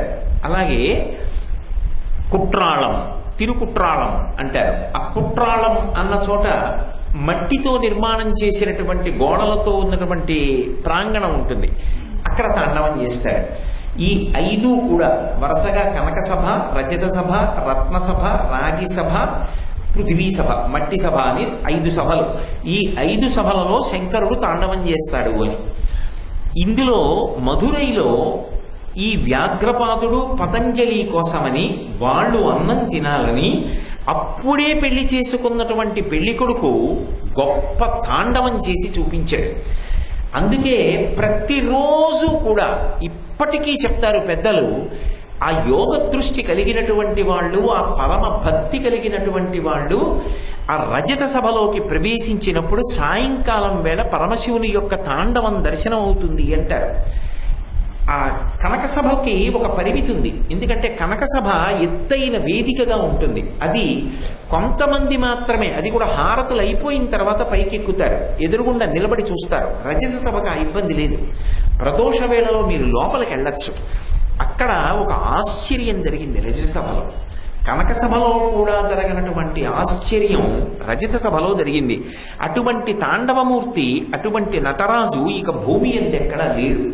ఎందుచేత అంటే ఒకానొకప్పుడు మధురైని రాజశేఖర పాండ్యన్ అని చెప్పి ఒక మహారాజు పరిపాలించాడు. ఆయన 64 కళలు నేర్చుకోవాలి అని ఆయనకి కోరిక. ఎందుకని అంటే ఆ రోజులలో ఆ కరికాల పెరియలత అని ఒక చోళరాజు ఉండేవాడు. ఆయన పేరు కరికాల పెరియలత, దో విచిత్రమైన పేరు. ఆయన 64 కళల యందు నిష్ణాతుడు. ఈయనకి 63 కళలే వచ్చు పాండ్యరాజుకి. పాండ్యరాజు 63 కళలతో నిష్ణాతుడు. కరికాల పెరియలత చోళరాజు 64 కళలలో నిష్ణాతుడు. ఆయన జంబుకేశ్వరంలో ఉన్నటువంటి జలలింగాన్ని అర్చిస్తాడు. ఈయన మధురైలో ఉన్న సుందరేశ్వరుణ్ణి అర్చిస్తాడు. ఒకసారి ఆ కరికాల పెరియలత సభ నుంచి ఒక విద్వాంసుడు బయలుదేరి మధురై వచ్చాడు. మహారాజుతో మాట్లాడుతున్నాడు. మాట్లాడుతున్నప్పుడు ఏవో అనేక కళల గురించి విషయం చర్చ వచ్చింది. నాట్యం దగ్గరికి వచ్చేటప్పటికి మాత్రం రాజశేఖర పాండ్యన్ మాట్లాడలేదు. ఆ వచ్చిన విద్వాంసుడు అన్నాడు, మీకు నాట్యం రాదా అన్నాడు. నాకు రాదు అన్నాడు. ఆయన అన్నాడు, మా మహారాజు నాట్యమునందు అందివీసిన చెయ్యి 64 కళల యందు నిష్ణాతుడు అన్నాడు. ఆ మాటకి బాధ కలిగింది. 64వ కళ అయినటువంటి నాట్యశాస్త్రాన్ని కూడా నేను అభ్యాసం చేస్తానని అప్పటికి కొంచెం మధ్య వయస్కుడు అయ్యాడు. అయినా గురువు గారి దగ్గరికి వెళ్ళి అత్యంత క్లేశంతో ఒళ్ళు నిప్పులు పెడుతున్న నాట్యశాస్త్రాన్ని అభ్యాసం చేసి అందులో పరమ నిష్ఠాగరిష్ఠుడై 64 కళల యందు ప్రపూర్ణుడయ్యాడు రాజశేఖర పాండ్యన్. ఒక మహాశివరాత్రి నాడు ఈ సోమసుందరీశ్వర స్వామి వారి దర్శనం చేసి వెడదామని వచ్చి దర్శనం చేసుకుని వెళ్ళిపోతున్నాడు బయటికి. రజిత సభలో ఎదురుగుండా నటరాజస్వామి ఉంటారు. మనం దర్శనానికి లోపల ప్రవేశించి లోపలికి వెడుతుంటే ఎదురుగుండా అరుగు మీద ఉంటారు. ఆయన అరుగు మీద ఉన్నాడు. చూశాడు. బొట్ట బొట్ట బొట్ట బొట్ట కందుల వెంట నీళ్లు పడిపోయాయి. ఆ ప్రసాదం పక్కన పెట్టి రాజు కూలబడిపోయి ఆయన వంకలా చూస్తున్నాడు. ఎందుకు అలా బాధపడుతున్నారు, ఏం జరిగిందని అడిగారు. మధ్య వయస్సులో ఉన్నటువంటి వాణ్ణి నేను నాట్యం నేర్చుకోవడానికి అంత కష్టపడ్డాను. అటువంటిది మహానుభావుడు ప్రతిరోజు తాండవం చేస్తాడే, నటరాజుగా నర్తిస్తాడే, ఒక్క కుడికాలు మీద నిలబడి ఎడమకాలి పైకెత్తి ఇంత గొప్పగా ఆడతాడే, ఆ కుడికాలు మీదే నిలబడి ఎడంకాలు పైకెత్తుతున్నప్పుడు ఆ కుడికాలు ఎంత నింపెడుతోందో అని స్వామి నాట్యం తెలుసున్నవాడిగా మీ నటరాజ స్వరూపం చూస్తుంటే సంతోషం కన్నా బాధ కలుగుతోంది. మా అందరి కోసం చిరునవ్వుతో ఒక చేతిలో అగ్నిహోత్రాన్ని పట్టుకుని ఒక చేతిలో ఢమరుకాన్ని పట్టుకుని ఆ ఢమరుకం వాయిస్తూ చిరునవ్వుతో అంత వేగంగా నర్తిస్తూ ఆ కుడికాలు మీద నిలబడి ఎడంకాలు ఎత్తారా. ఒక్క మనవి, మీరు తాండవం చెయ్యొద్దని నేను అనను, కానీ నా కోరిక మేరకు ఇక్కడ ఒక్క చోట మాత్రం ఎడంకాలు మీద నిలబడి కుడికాలు పైకెత్తండి. కాస్త మీకు ఒక కాలు మీద నిలబడి ఒక కాలు మార్చుకున్నారన్న తృప్తి వల్ల మీకు ఒళ్ళు నిప్పి తగ్గిందని నేను సంతోషపడతాను అన్నాడు ఆ నటరాజస్వామి వంక చూసి. ఇంతమంది చూస్తుండగా నటరాజస్వామి ఎక్కడా లేని రీతిలో ఎడమకాలు కింద పెట్టి కుడికాలు పైకెత్తాడు. ఒక్క మధురైలోనే కనపడుతుంది మీకు, ఒక్క రజత సభలోనే చూడాలి. అసలు ఆ మూర్తిని చూడడానికి 2 కళ్ళు కావు, 1000 కళ్ళు సరిపో. అంత అద్భుతమైనటువంటి మూర్తి. అసలు నిజంగా ఎడంకాలు మీద నిలబడి కుడికాలు పైకెత్తితే సాధారణంగా మనం చూసే మూర్తుల కన్నా భిన్నంగా ఏదో అందులో తేడాగా అదో రకంగా అనిపించాలి. కానీ నిజంగా శివుని యొక్క నాట్య విలాసం ఆయన ఎడం పాదం మీద ఊంచుకుని కుడికాలు పైకెత్తినటువంటి ఆ నటరాజమూర్తి మధురైలో చూస్తుంటే ఆశ్చర్యపోతాం. అంత అద్భుతంగా ఆనాడు రాజశేఖర పాండ్యన్కి దర్శనమిచ్చినటువంటి స్వామి ఇప్పటికీ మహారాజు కోరాడు కాబట్టి ఎడం పాదం మీద ఊంచుకుని కుడిపాదం పైకెత్తి నిలబడ్డాడు. అంతేకాదు, పార్వతీదేవి యొక్క కోరిక తీరడం అనేటటువంటి దానికి హద్దులేనటువంటి క్షేత్రం మధురై. ఎందుచేత అంటే అసలు ఎక్కడా ఎప్పుడూ ఏ పెళ్లిలోనూ జరగనంత వైభవం అంతా మీనాక్షి కళ్యాణంలో కనపడాలి అని కోరుకుంది. మీనాక్షి పరదేవతకి తల్లి కాంచనమాల. ఆవిడ కోరిక ప్రకారమే మలయధ్వజ పాండ్యన్ అన్ని వంటలు చేయించాడు. అసలు నిజంగా మీనాక్షి కళ్యాణానికి వచ్చిన గణాల సంఖ్యలు చదువుతుంటే మనకి ఆశ్చర్యం వేస్తుంది, ఇంతమందికి ఎలా వండారని. విచిత్రం ఏమిటంటే రాత్రి 10 వరకు భోజనాలు పెడుతూనే ఉన్నారు. వచ్చిన వాళ్ళందరూ తిన్నారు. తినేసిన తరువాత శంకరుడికి అత్తగారు కదా కాంచనమాల, చిన్న అతిశయం వచ్చింది ఆవిడికి. అతిశయం వచ్చి శంకరుడు చాలా గొప్పవాడు, ఆయన లాంటి వాడు మీకు అల్లుడయ్యాడని కదా అందరూ అంటున్నారు. శంకర, మేము గొప్పవాళ్ళమే అని అనిపించుకోవాలని తిన్నగా అల్లుడి దగ్గరికి వెళ్ళింది ఆవిడ. మధ్యలో ఇంకెవరి దగ్గరికి కాదు, అల్లుడి దగ్గరికే వెళ్ళింది. వెళ్ళి, శంకర, మాదొక చిన్న సమస్య మీరు తీర్చాలని. ఏం అత్తయ్య గారు, ఏం సమస్య అన్నాడు. ఏమీ లేదు, పర్వత శిఖరాలంత వంటలు వండించాం. ఏదో నీ తరపున చాలా మంది వస్తారంటే ఏదో వంటలు చేయిద్దామని. నీ తరపున చాలా మంది వచ్చి భోజనాలు చేశారు, కానీ పర్వత శిఖరాలంతంత అన్నరాసులు మిగిలిపోయాయి. మీ వాళ్ళు ఎవరైనా ఉంటే ఇంకా కొంచెం పిలుస్తారా, అన్నం తినేస్తారు అంది. అంటే చిన్న ఎత్తిపుడు, నీకన్నా బాగా చేశాం పెళ్లి, చూసావా, నీ గణాలు ఇంతమంది వచ్చినా మేము అన్నం పెట్టగా ఇంకా అంత అన్నం మిగిలింది, అంటే మేము ఎంత బాగా చేశామో గమనించుకో అని చెప్దామని. శంకరుడు అన్నాడు, అత్తయ్య గారు మీ సమస్య అన్నం ఉండిపోయిందనా, అనవసరంగా పదార్థం పాడైపోతుంది తెల్లవారేటప్పటికన్నా బెంగ పెట్టుకుంటున్నారు అన్నాడు. అవును అందావిడ. ఓ, బెంగ పెట్టుకోకండి, నేను నిజంగా నా వాళ్ళనందరినీ తీసుకొస్తే మీరు అన్నం పెట్టలేరని నేను తేలేదు. ఒక్కడిని పిలుస్తాను, వాడికి పెట్టండి, తక్కువైతే మీరు వండి పెడతారా అన్నాడు. ఆవిడ విలాసంగా నవ్వి, ఇంతమంది తినందోడు తింటాడా అని, అలాగే వండుతానులే. గుండోదరుడని శంకరుడికి అంగరక్షకుడు, ఆ గుండోదరుడిని పిలిచాడు. రే, చాలా అన్నం ఉందిట్రా, భోజనం చెయ్యన్నాడు. ఆయన వెళ్ళి తినేశాడు. తినేసి, చాలా ఆకలిస్తోంది కాంచనమాల, అన్నం అన్నం అన్నాడు. వండి పెడతానంది కదా మరి, ఆ వంటింట్లో నుంచి వండుతూనే ఉంది, పెడుతూనే ఉంది, నా ఆకలి తీరలేదు అంటూనే ఉన్నాడు. అప్పుడు ఆవిడ బెంగ పెట్టుకుని వచ్చి శంకరుడి కాళ్ళ మీద పడింది. అల్లుడు గారు, నేను ఏదో అక్కర్లేని అతిశయానికి పోయి మీ దగ్గర అన్నాను, అందరూ వద్దులేండి ఒక్కడిని పంపిస్తానన్నారు. ఆ గుండోదరుడే ఇలా తింటే మీరు నిజంగా తలుచుకుని అలాంటి వాళ్ళని అందరినీ పంపిస్తే మా బ్రతికి ఏమైపోవాలి, మేము బయటపడిపోకుండా ఉండడానికి కోసమని కొంచెం జాగ్రత్తగా తినేవాళ్ళని తీసుకొచ్చారని మాకు అర్థమైంది. ఇప్పుడు అర్ధాకలిగా పెళ్లిపీటల మించి మలయధ్వజ పాండ్యన్ కాంచనమాల ఒకడికి అన్నం పెట్టలేక పంపించేశారన్న అపకీర్తి మాకు రాకుండా మీరే కాపాడండి. వెంటనే మీనాక్షకరు అన్నపూర్ణకరా, మరి ఈ పెళ్లి కూతురుగా పిలిస్తే బాగుండదని కాశీ అన్నపూర్ణ అన్నాడు. అనేటప్పటికీ ఆవిడ వచ్చి ఒక పెద్ద అన్నపాత్రలోంచి 5 రంధ్రాలలోంచి అన్న పదార్థములన్నీ అలా పడిపోతూనే ఉన్నాయి. ఇంకా ఆవిడొచ్చి అనుగ్రహించేటప్పటికి ఈ గుండోదరుడు అవన్నీ పట్టుకు తినేశాడు. శుభ్రంగా పాయసం తాగేశాడు, నెయ్యి తాగేశాడు, పాలు తాగేశాడు, పెరుగు తాగేశాడు, అన్నీ తాగేశాడు. అయిపోయింది. అన్నపూర్ణ, వాడి ఆకలి తీరింది, నువ్వు కాశీపట్టణానికి వెళ్ళిపోవాలి. అన్నపూర్ణం వెళ్ళిపోయింది. కొత్త సమస్య వచ్చింది. ఏ భగవన్, ఇంత నెయ్యి తాగేశాను, ఇన్ని నీతి పదార్థాలు తినేశాను, దాహం దాహం అన్నాడు. తాగి ఎక్కడ కనపడితే అక్కడ అన్నాడు. క్షణాల్లో మధురైలో నూతులు, చెరువులు, సరోవరాలు అన్నీ తాగేశాడు. చుక్క నీరు లేదు, నాలుక పిడచకట్టుకుపోతోంది, ఎలాగన్నాడు. చూశారా, పెళ్లిలా నవదంపతుల యొక్క జీవితం బాగుండడానికి చెయ్యాలి, కానీ అతి ఆడంబరాలకు పోయి పెళ్లి భోజనం అంటే అర్థం లేకుండా 60-70 ఆదరవులతో వండి వడ్డించిన చోట్ల అహంకార పరిత్యాగాలు ఇలాగే ఉంటాయి. కాబట్టి ఎలా ఉండాలో భోజనం అలా ఉండాలి. చూశారా అత్తగారు ఎంత సమస్య వచ్చిందో, నీళ్ళు ఇవ్వగలరా మధురైలో అన్నాడు. ఇంకేమిస్తాం నీళ్లు, అది నువ్వే పుణ్యం కట్టుకోంది ఆవిడ.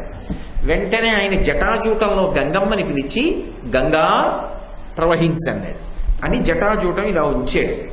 ఆ జటాజూటంలోంచి గంగా నది మధురై క్షేత్రంలో పడి అపారమైన వేగంతో నురగలు కక్కుకుంటూ కెరటాలతో ప్రవహించింది. అంత వేగంగా ప్రవహించింది కాబట్టి శంకరుడి జటాజూటంలోంచి పుట్టింది కాబట్టి వైఘై అన్నది పేరు. ఇప్పటికీ వైఘై నుంచి పక్కన పెరుమాళ్ దేవాలయం అంటారు, సుందర పెరుమాళ్, అంత అందంగా ఉంటాడు నిజంగా. అక్కడ ఒక విశేషం ఉంది. ఆ దేవాలయం వెనకాతలో చిన్న కొండ ఉంటుంది. ఆ కొండ మీద మన పూర్వీకుల పాపం పోవాలని సంకల్పం చేసి ఎక్కినా సరే పాపాలు పోతాయంటారు. అంత అందంగా ఉంటాడు సుందర పెరుమాళ్ దేవాలయం అని. ఆ ఆలయానికి ఓ విచిత్రం ఉంది. అక్కడి నుంచి స్వామిని పట్టుకెళ్ళిపోవాలని కేరళ రాష్ట్రం నుంచి కొంతమంది తంత్రవేత్తలు వచ్చారు. వస్తే అయ్యప్ప స్వామి దగ్గర రక్షకులుగా ఉంటారే కరుప్ప స్వామి వాళ్ళిద్దరూ వచ్చి ఏం చేశారంటే వాళ్ళని మెట్లు కింద మార్చేశారు. అక్కడ ఇప్పటికీ అయ్యప్ప స్వామి దగ్గర ఉండేటటువంటి ఆ ఇద్దరే విష్ణువు దగ్గర ఆ క్షేత్రంలో కూడా రక్షకులుగా ఉంటారు. వెళ్ళేటప్పుడు తలుపు సందులోంచి చూపిస్తారు. ఈ వచ్చినటువంటి విద్వాంసులు విష్ణువు యొక్క మూర్తిని ఎత్తుకుపోదామని వచ్చి మెట్లయిపోయిన వాళ్ళు అక్కడ చూసి ఓ నమస్కారం పెట్టి కొబ్బరికాయో అరటిపండో కొట్టి లోపలికి పెడుతూ ఉంటారు. దేవాలయంలో దర్శనానికి ఓ కొబ్బరికాయ కొట్టడమో అరటిపండు ఇవ్వడమో చేసి, అంత గొప్ప ఆలయం అళఘర్ పెరుమాళ్ అంటుంటారు, పరమసుందరుడైనటువంటి విష్ణు భగవానుడు అని. చిత్రం ఏంటంటే అక్కడ ఆ వైఘై నదీ ప్రవాహం యొక్క వైభవం ఏమిటో అక్కడ చూడాలి. అక్కడ కొంచెం ఎత్తు తక్కువగా ఉన్న బ్రిడ్జ్ ఒకటి ఉంటుంది. నేను కేవలం ఆ వైఘై ప్రవాహం చూడడానికి అటువైపుకి వెళ్ళాను. అక్కడ కొన్ని వందల మంది దాని మించి నదిలో దూకుతుంటారు, దూకి స్నానాలు చేస్తుంటారు. నిజంగా ఆ తుంపర్లు, ఆ నది, ఆ ప్రవాహం, ఆ అద్భుతం చూసి తీరాలి. అక్కడ ఆ అళఘర్ పెరుమాళ్ దేవాలయానికి వెళ్తున్నప్పుడు వైఘై ప్రవాహం బాగా కనపడుతుంది మనకి.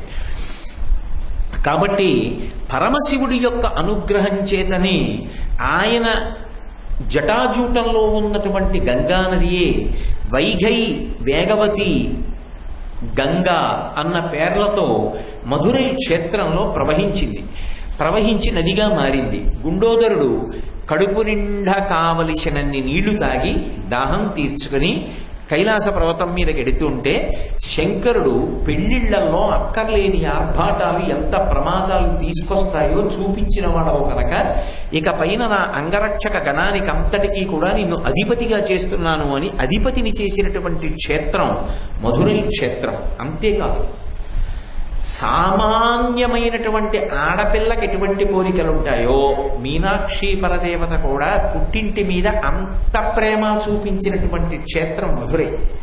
ఎందుకో తెలుసా? కొంతకాలం తర్వాత మలయధ్వజ పాండ్యన్ శరీరాన్ని విడిచిపెట్టేసిన తర్వాత మలయధ్వజ పాండ్యన్ యొక్క భార్య కాంచనమాల మాత్రమే బ్రతికుంది.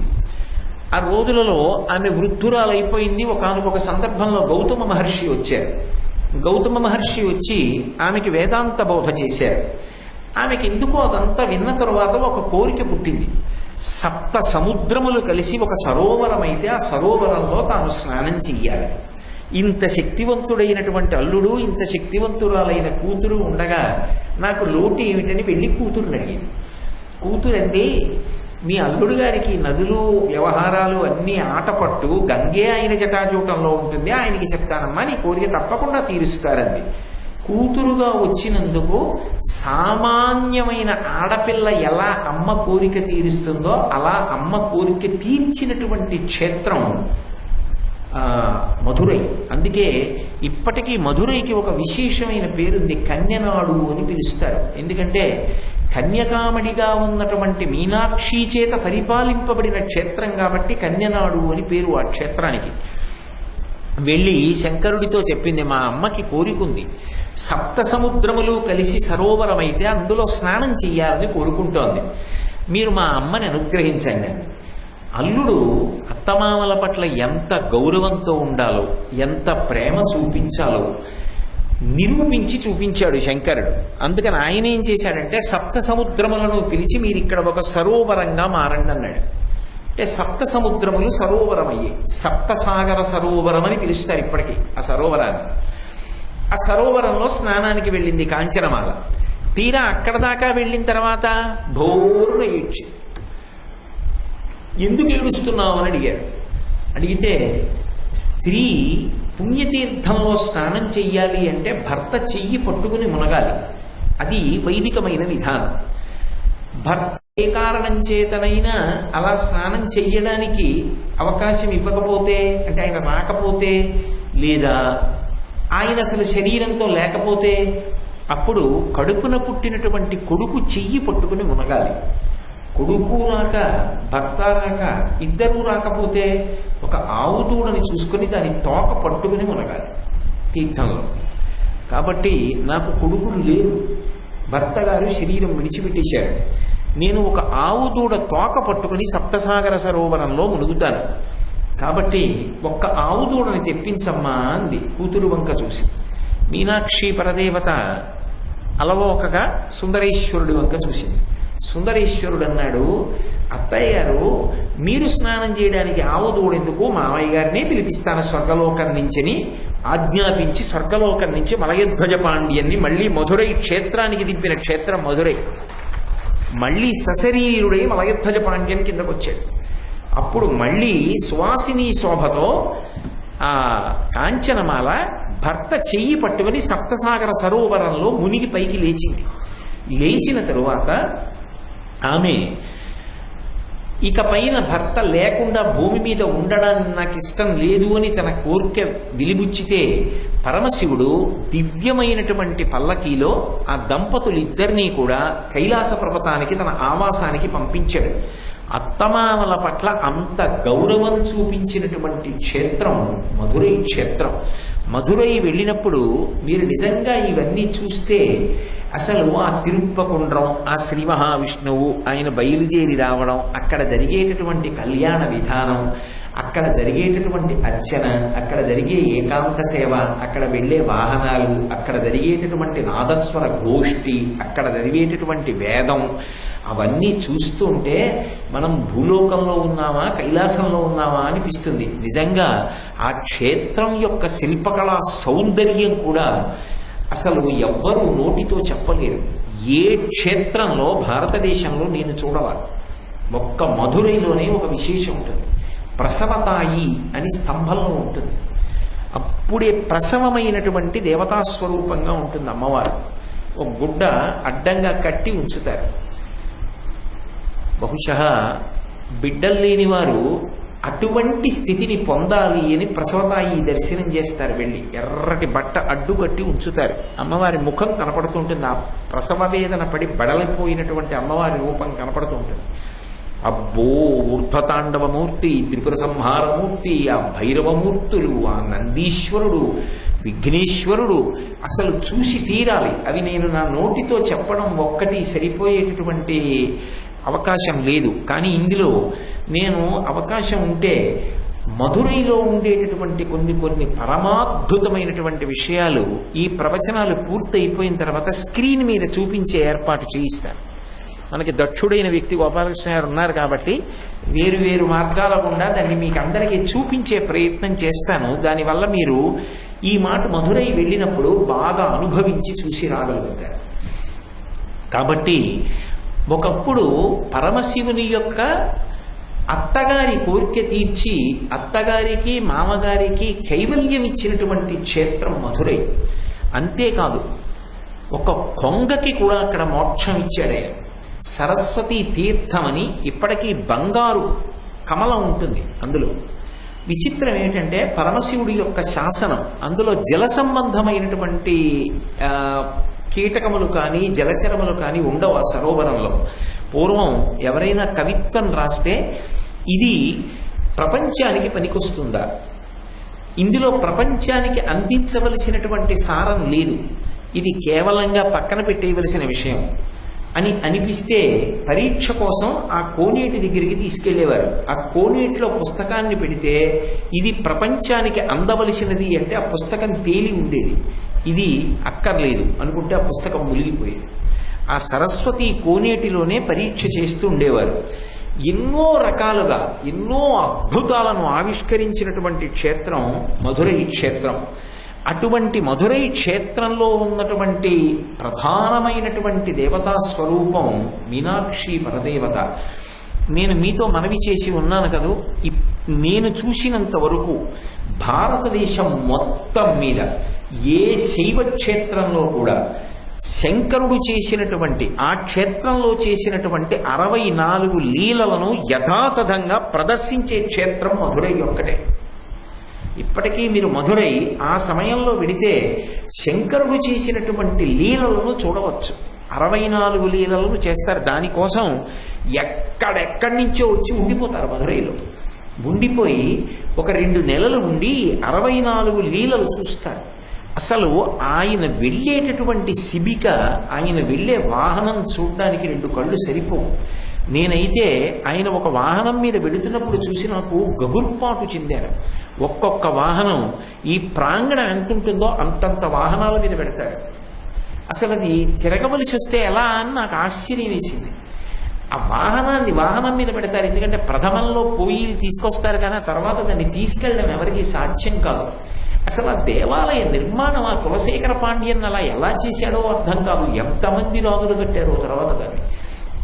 అమ్మవారు 3 సంవత్సరాల పిల్లగా బయటికి వచ్చింది. ఇప్పటికీ బాలాస్వరూపంగా క్షేత్రంలో అలాగే తిరుగుతుంటుంది. నన్ను నమ్మండి, శంకరుడు మీనాక్షి పలికేటటువంటి క్షేత్రం మధురై.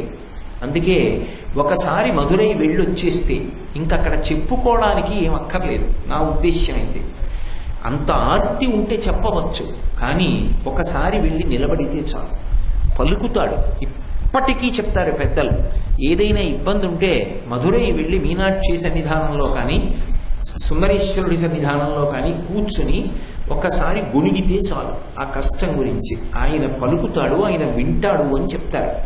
అంత గొప్ప క్షేత్రం. నిజంగా ఆయన పలికినటువంటి దృష్టాంతాలు 1, 2 కవు. నిజంగా నేను మధురై వైభవం అని ఆ క్షేత్రంలో జరిగిన విశేషాలు ఒకటే చెప్తే ఈ వారం రోజులు దానికి సరిపోతుంది. అంత గొప్ప క్షేత్రం. ఇప్పటికీ తల్లి తిరుగుతూనే ఉంటుంది బాలారూపంగా. వచ్చిందే 3 ఏళ్ల పిల్లగా. ఒకప్పుడు ఆ దేవాలయంలో ఉండేటటువంటి ప్రధాన అర్చకుని యొక్క కుమార్తెల గుడిలోకి వచ్చింది. కులశేఖర పాండ్యన్ ఆసనం మీద కూర్చుని ఉన్నాడు. ఆలయంలోనే కుమార గురు అనబడేటటువంటి ఒక కవి తాను వ్రాసినటువంటి పుస్తకం సరస్వతి కోనేరులో పైకి తేలితే అందులో ఉన్నటువంటి కీర్తనలు పాడుతున్నాడు. ప్రధాన అర్చకుడి యొక్క కుమార్తె రూపంలో సభాప్రవేశం చేసిన పిల్ల తిన్నగా వెళ్ళి తండ్రి ఒళ్ళో కూర్చోకుండా కులశేఖర పాండ్యన్ ఒళ్ళోకి ఎక్కి కూర్చుంది. మహారాజు మధురై క్షేత్రంలో కానీ శ్రీశైలం భ్రమరాంబ దగ్గర కానీ బాల రూపంలో కనపడుతుంది అంటారు అమ్మవారు. అందుకని ఎత్తి తొడ మీద కూర్చోబెట్టుకున్నాడు. కూర్చోబెట్టుకున్న కాసేపటికి ఆ పాట పాడుతున్నటువంటి వ్యక్తి 2 ప్రత్యేకమైనటువంటి కీర్తనలు పాడాడు తన పుస్తకంలోంచి. అవి వింది శహభాష్ అని అవ్యక్త మధుర నాదం చేసి తాను ఏ ప్రభువు ఒళ్ళో కూర్చుందో ఆ కులశేఖర పాండ్యన్ యొక్క మెడలో ఉన్న హారాన్ని తీసి నడుస్తూ వెళ్ళి ఆ కుమారగురువు మెడలో అలంకారం చేసి అంతర్ధానమైపోయింది.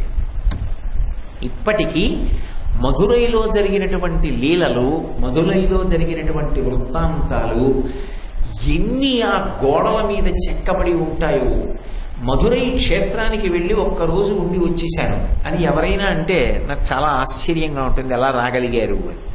ఎందుచేత అంటే అక్కడ చూడవలసినటువంటి విశేషాలు అన్నీ ఉన్నాయి. అసలు దేవాలయ ప్రవేశం చేసేటప్పుడు ఉండేటటువంటి నంది దగ్గర నుంచి ఎన్ని విశేషాలు, 2 కళ్ళు సరిపోవు. అసలు ఏమి శిల్పవైభవమో, ఏమి దేవాలయమో, ఏమి పరదేవతో, ఏమి శంకర వైభవమో. మహానుభావుడు అలా పలుకుతూ ఉంటాడు ఆర్తి పొందిన వాళ్ళకందరికీ. అటువంటి మీనాక్షి పరదేవత ఒకానొకప్పుడు సుబ్రహ్మణ్యుడు తనకి కుమారుడుగా వస్తే ఉగ్రపాండ్యన్కి పట్టాభిషేకం చేసి తాను ఏ రూపంతో వచ్చిందో అటువంటి రూపంతో మూర్తి ప్రవేశం చేసింది. అందుకే ఇప్పటికీ విగ్రహము అనరు, మీనాక్షి పరదేవత అని అంటారు. చిత్రం ఏంటంటే అమ్మవారు ద్విభుజి, 2 చేతులతోటే ఉంటుంది. మీరు చాలా జాగ్రత్తగా గమనించగలిగితే ఒక్క మధురైలో అమ్మవారి యొక్క చేతులు అందం, నిజానికి చాలా అందం. మీరు ఆ అందాన్ని పట్టుకునేటట్టు చూడగలగాలంతే. ఎందుకనంటే కుడి చేత్తో ఇలా పూలగుత్తి పట్టుకుంటుంది, ఎడం చెయ్యి చాలా చిత్రంగా చాపుతుంది. ఇలా లంబిత హస్తం ఓ పక్కకి, ఎడం పక్కకి ఇలా ఉరిగి ఎడం చెయ్యి చాపుతుంది. అమ్మవారి యొక్క భుజం మీద ఒక చిలక వాలి ఉంటుంది. ఆ చిలక దేనికి సంకేతము అంటే ఎవరు నా క్షేత్రానికి వచ్చారో వారు నోరు విప్పి అడగవలసిన అవసరం లేదు. ఈ క్షేత్ర ప్రవేశం చేసిన వాళ్ళు, ఈ క్షేత్రంలోకి వచ్చినటువంటి వాళ్ళు 2 పొందుతారు. ఒకటి శాంతి. మనసు ఎంత అలజడితో ఉన్నవాళ్ళు కూడా, ఒక్కొక్కసారి మనం ఎంత పవిత్రమైన జీవితంలో ఉన్నా అక్కర్లేని రాళ్ళు విసిరే వాళ్ళు చాలామంది ఉంటారు. అలా మనసు ఎప్పుడైనా అశాంతికి గురైనప్పుడు మధురై వెడితే మనసు ప్రశాంతత పొందుతుంది. నేను శాంతినిస్తాను నీకు అని అభయం ఇచ్చినటువంటి క్షేత్రం మధురై. ఆ మధురైలో అమ్మవారు భుజం మీద చిలకగా వాలి కూర్చుని ఉన్నటువంటి మూర్తిగా ఉండడం వెనక ఉన్నటువంటి విశేషం అదిగా చెప్తారు ఆ క్షేత్రంలో. ఈ క్షేత్రానికి వచ్చి ఎవరు దర్శనం చేస్తారో వారికి మొట్టమొదట శాంతి కలుగుతుంది. 2, అమ్మవారి దర్శనం చేసినటువంటి వాళ్ళు ఎవరుంటారో, ఆ క్షేత్ర ప్రవేశం చేసిన వాళ్ళు ఎవరుంటారో అటువంటి వాళ్ళందరికీ కూడా అభ్యున్నతి కలుగుతుంది. అభ్యున్నతిని శాంతిని ఇవ్వగలిగినటువంటి క్షేత్రం కనుక ఆ క్షేత్రంలో అమ్మవారి భుజం మీద చిలకవాలి ఉంటుంది. శంకర భగవత్పాదులు సౌందర్యలహరిలో ఎక్కడ మీనాక్షి అన్న పేరు వాడలేదు. వ్యాస భగవానుడు మీనాక్షి అన్న పేరు లలితా సహస్రంలో వాడలేదు. వాడకుండా వక్రలక్ష్మీ పరివాహచలం మీనభలోచన అని మీనాక్షి సంకేతం చేశారు. అలాగే శంకర భగవత్పాదులు సౌందర్య లహరి దగ్గరికి వచ్చేటప్పటికీ తవాపర్ణీ కర్ణీ జపనయనపై శూన్యచకితాః అన్న శ్లోకంలో మీనాక్షి పరదేవత స్తుతి చేసి మీనాక్షిని సంకేతించారు. ఎందుకు మీనాక్షి గురించి చెప్పలేదు అంటే అసలు మీనాక్షి పరదేవత గురించి చెప్పడానికి వాక్కులు సరిపో. అందుకే అష్టకం చేసినప్పుడు శబ్ద బ్రహ్మమయీ చరాచరమయీ జ్యోతిర్మయీ వాంగ్మయీ అన్నారు. అలాగే మీరు ఇందులో చూడండి నాద బ్రహ్మమయీం అన్నారు. శబ్దములన్నీ ఎందులోకి వెళ్ళిపోతాయో అది నాదము. ఆ నాదము నుండి శబ్దములన్నీ ఉత్పన్నమవుతాయి. సమస్త శబ్ద రాశితేత చెప్పినా ఆవిడ గురించి చెప్పడం కుదరదు. అందుకే సంకేతించి విడిచారు తప్ప అసలు మీనాక్షి పరదేవత పేరే చెప్పరు. అంత గొప్ప తల్లి విశేషం ఏమిటంటే మీరు స్పష్టంగా చూడగలిగితే ఆ దేవాలయంలో కళ్ళు 2 తెరిచి ఇలా రెప్ప వెయ్యకుండా ఎంతసేపైనా తెరిచి నిలబడి మీ గురించి ఎదురు చూస్తున్నట్టుగా కనపడుతుంది ఆవిడ. అలా కనురెప్ప వేయకపోతే అది ఏ తత్వమునకు ప్రతీక అంటే ఆ బ్రహ్మకీట జనని, సమస్త బ్రహ్మాండములకు ఆమె జననీ స్వరూపం.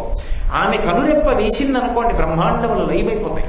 ఉన్మేష నిమిషోత్పన్న విపన్న భువనావళి.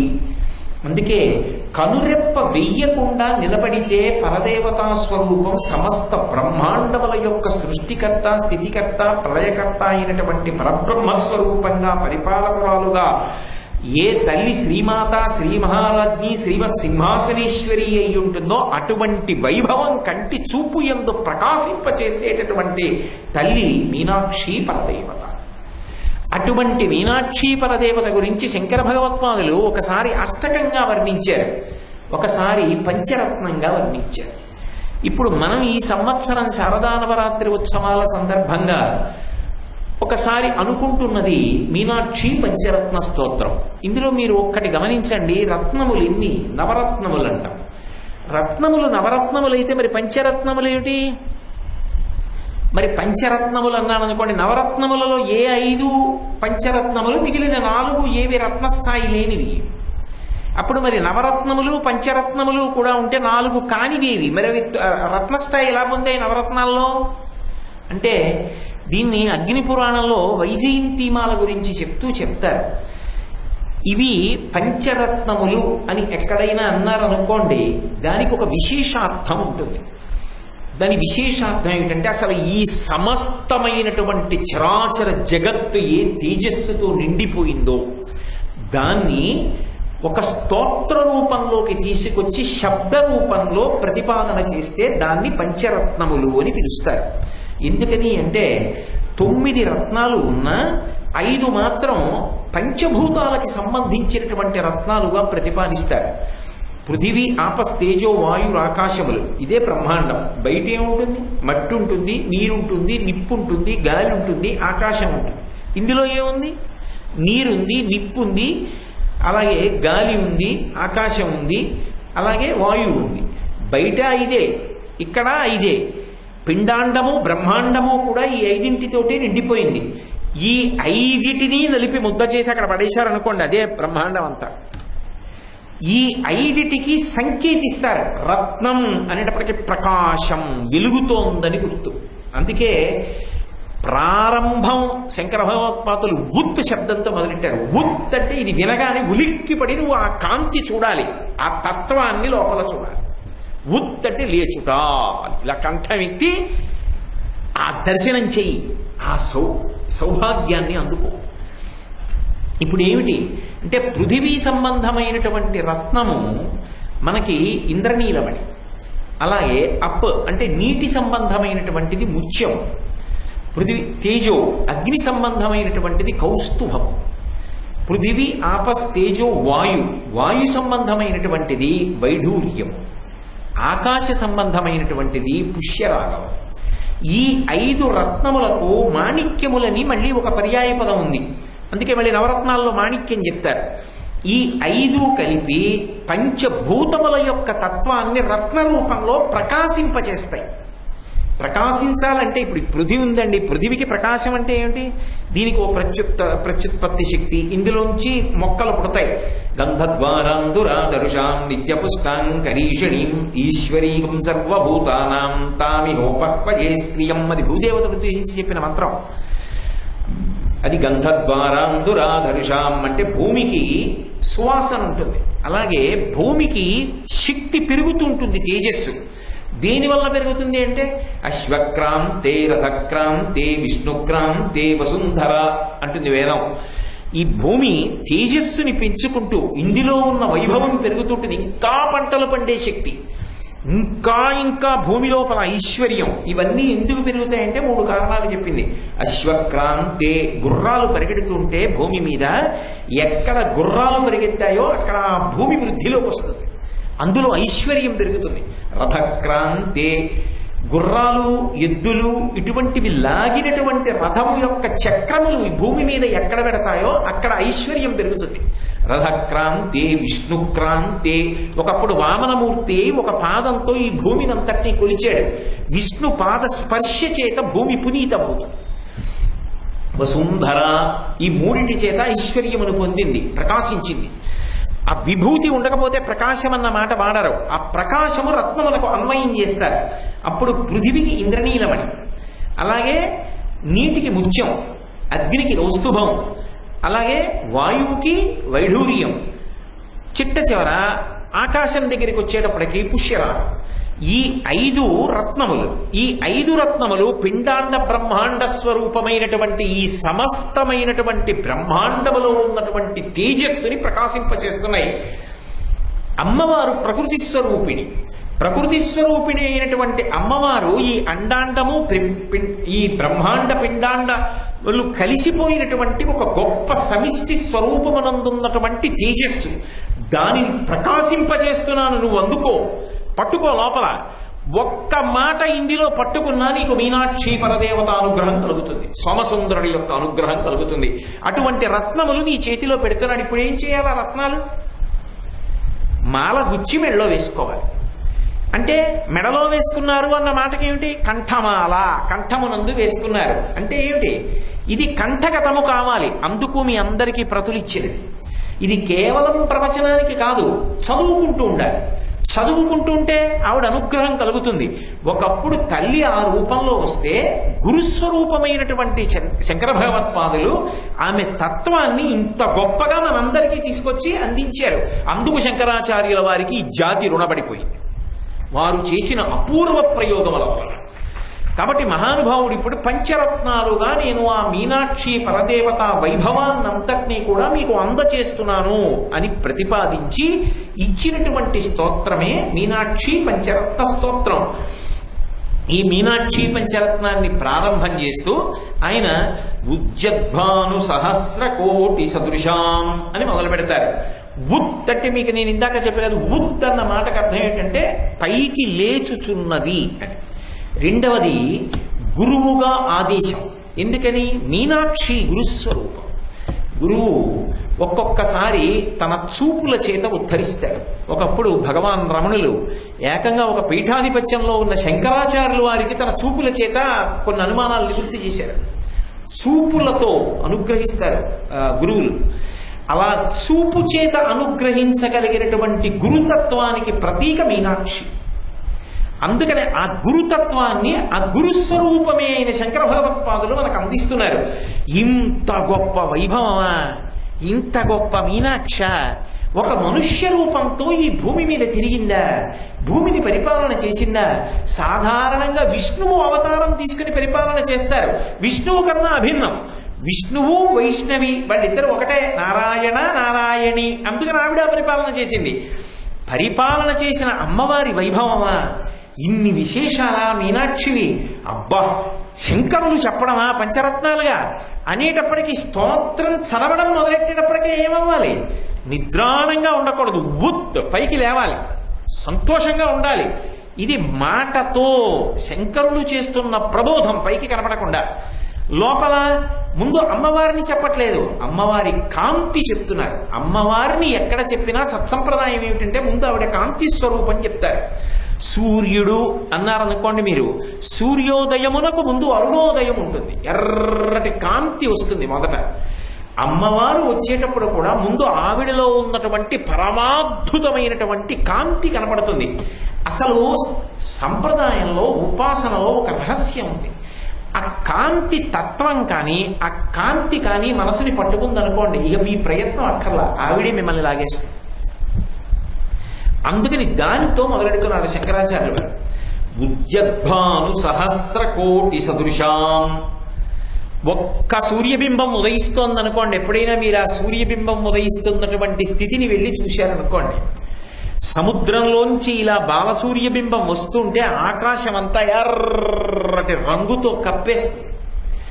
ఒక్క సూర్యబింబం ఉదయిస్తుంటేనే అంత పెద్ద కాంతి, ఎర్రటి కాంతి వస్తే ఇక సహస్ర కోటి సదృశాం. సహస్రం అంటేనే అనంతం. అనంతమైనటువంటి సంఖ్యని కోటి పెట్టి హెచ్చవేశారనుకోండి, పోనీ 1000ని కోటి పెట్టి హెచ్చవేశారనుకోండి, అంతమంది బాలసూర్యులు ఒక్కసారి ఉదయిస్తున్నారనుకోండి, ఎంత ఎర్రకాంతి వస్తుంది. ఇప్పుడు మీరు ఒకటి బాగా గుర్తుపెట్టుకోండి, ఆ ఎర్రకాంతిలో మీరు కూడా మునిగిపోతారు. అది ఉపాసనలో పెద్ద రహస్యం. ఇది మీరు చూడడం మీకు అలవాటైతే కాంతి కన్నా మీరు భిన్నంగా ఉండరు. ఇది పట్టుకోవాలంటే ఒకటే మార్గం ఉంటుంది. ఎప్పుడైనా మీరు సముద్ర తీరానికి వెళ్ళి సూర్యోదయాన్ని చూడాలి. సూర్యోదయం చూస్తే రహస్యం అర్థం అవుతుంది. ఎర్రటి కాంతి వస్తున్నప్పుడు కాంతి యందు మీరు చూస్తున్నటువంటి నగరం మునిగిపోతుంది. విశాఖపట్నంలో నేను కూర్చుని చూస్తున్నాను అనుకోండి, విశాఖపట్నం మునిగిపోతుంది అనకూడదు. కొద్దిసేపు ఆ ఎర్రకాంతిలో సముద్రం దగ్గర నుంచి వెనక ఎంతవరకు కనపడుతోందో అన్ని ఎర్రగా అయిపోతాయి, మేడలు మిద్దెలు అన్నీ. మీరు అంతకన్నా భిన్నంగా ఉంటారా? ఇప్పుడు ఆ ఎరుపు కాంతిలో మీరు కూడా మునిగిపోయారు. ఇది ఉపాసన. ఆవిడ యొక్క అనుగ్రహ కాంతుల యందు అరుణ వర్ణమే కారుణ్యము. అరుణ కరుణ, అందుకే అరుణాం కరుణా తరంగితాక్షీం అంటారు. ఆ ఎర్రటి వర్ణం ఎంత దట్టమైన ఎరుపు, ఎంత కాంతి వచ్చేస్తోందంటేట ఉద్యద్భాను సహస్ర కోటి సదృశాం. 1000 కోట్ల సూర్యులు ఒక్కసారి ఉదయిస్తే ఎంత కాంతి వస్తుందో, మీనాక్షి పరదేవత వస్తుంటే అంత కాంతి వచ్చింది. అయితే మీరు నన్ను ఒక మాట అడగచ్చు, ఏమండి ఇదే శ్లోకంలో పీతాంబరాలంకృతాం అనుందా లేదా? పచ్చని బట్టలు కట్టుకుని ఉంది అని ఉందిగా. పచ్చని బట్టలు కట్టుకుని ఉంటే మరి పచ్చటి కాంతి ఇంతైనా ఉండాలిగా. ఎర్రటి కాంతి చెప్తున్నారే శంకరాచార్యులు వారు అంటే నేను ముందే మీకు మనవి చేసి, ఆ ఎర్ర కాంతి ముంచేస్తుంది అన్నింటినీ, అన్నీ అందులో మునిగిపోతాయి. ఈ పసుపు కూడా ఎరుపులో మునిగిపోతుంది. 2 ఎరుపు రంగు అమ్మవారు అని అన్నప్పుడు మీరు వెంటనే తత్వతః జ్ఞాపకం పెట్టుకోవలసినటువంటి అంశం ఒకటి ఉంటుంది. అది ఆమె యొక్క అవధి లేని కారుణ్యం. అసలు ఆ కారుణ్యానికి అవధి ఉండదు. అవధి ఉండదు కాబట్టే మీనాక్షీం ప్రణతోస్మి సంతతమహం కారుణ్యవారాం నిధిం. నీ యొక్క కారుణ్యం ఎటువంటిది? సముద్రం లాంటిది. నీ దయ సముద్రం ఎలా ఉంటుందో అలా ఉంటుంది. సూర్యబింబం యొక్క ఎరుపుతనం ఎక్కడ చూడాలి? సముద్రంలో ఉదయిస్తున్నప్పుడు చూడాలి. ఇప్పుడు కారుణ్యవారాన్నిధిం, సముద్రం లోతు తెలుసుకుందామని మీరు ప్రయత్నం చేశారనుకోండి, సముద్రంలో మునిగిపోతారు. ఒక పంచదార బొమ్మ సముద్రపు లోతు కనిపెడదామని అడిగితే సముద్రంలో కరిగిపోతుంది. ఉప్పు బొమ్మ సముద్రంలోకి పెడితే సముద్రంలో కరిగిపోతుంది. అలా అమ్మవారి కారుణ్యం తెలుసుకునే ప్రయత్నం చేస్తే అమ్మవారిలో లీనమైపోతాడు, కలిసిపోతాడు. ఇప్పుడు ఆ ఎరుపు ఏమి అంటే ఆవిడ కారుణ్యమే, ఆ అరుణవర్ణమే ఆవిడ కరుణ.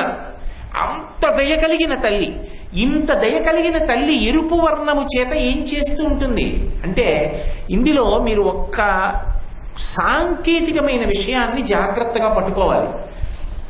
చూడండి, రంగుల గురించి చెప్పినప్పుడు ఒక్క తెలుపు కిరణంలోంచి 7 రంగులు వచ్చాయి అనుకోండి, దాన్ని చిన్నతనంలో మనం పాఠంలో నేర్చుకుంటాం, విబ్జిఆర్ అంటాం. Violet, yellow, IndiGo, blue, green, orange, red. చివరి హద్దు ఎరుపు, చిట్ట చివర ఎరుపు చెప్తాం విబ్జిఆర్లో.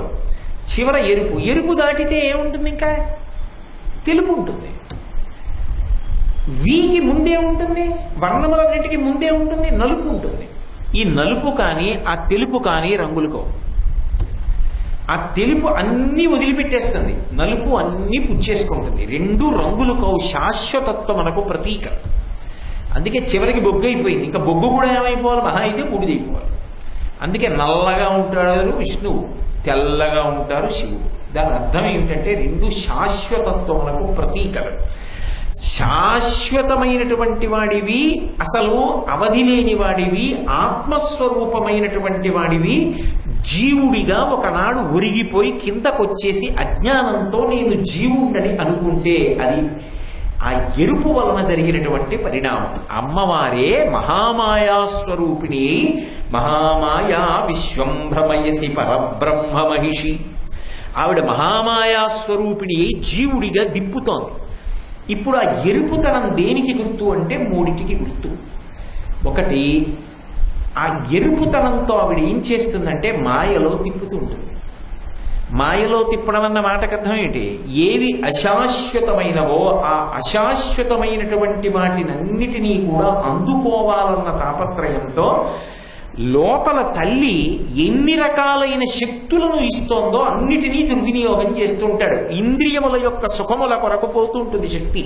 కన్ను చూసే శక్తి ఏవో చూస్తూ గడిపేస్తాడు, చెవి వినే శక్తి ఏవో వింటూ గడిపేస్తాడు, ముట్టుకునే శక్తి ఏదో ముట్టుకుంటూ గడిపేస్తాడు, తినే శక్తి ఏదో తింటూ గడిపేస్తాడు.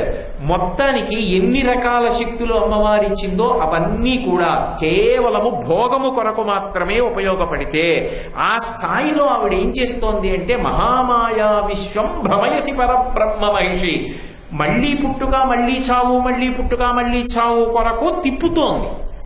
ఇప్పుడు అమ్మా అమ్మా నాకు వద్దమ్మా, నువ్వు నాకు ఇచ్చిన విభూతులు ఏమున్నాయో వాటిని సద్వినియోగం చేయించి నాకు శంకరుడు అర్థమయ్యేటట్టు చెయ్యమ్మా అని ఆ అమ్మని ప్రార్థిస్తే ఆమె 2వ విభూతిని ప్రసరిస్తుంది. ఏమిటా విభూతి అంటే, నాకు ఇవన్నీ అక్కర్లేదు, నేను ఈ అశాశ్వతమైన వాటి వెంట పరుగు తీయను, నాకు ఏది సత్యమో, ఏది మార్పు లేనిదో, ఏది పరమేశ్వరుడో, ఎవరు సోమసుందరుడో వాడు నాకు ఎరుకలోకి రావాలి, వాడు నాకు తెలియాలి. వాడు తెలిస్తే నేను వాడైపోతాను. బ్రహ్మవిత్ బ్రహ్మైవ భవతి, బ్రహ్మము తెలిస్తే బ్రహ్మమైపోతున్నాడు.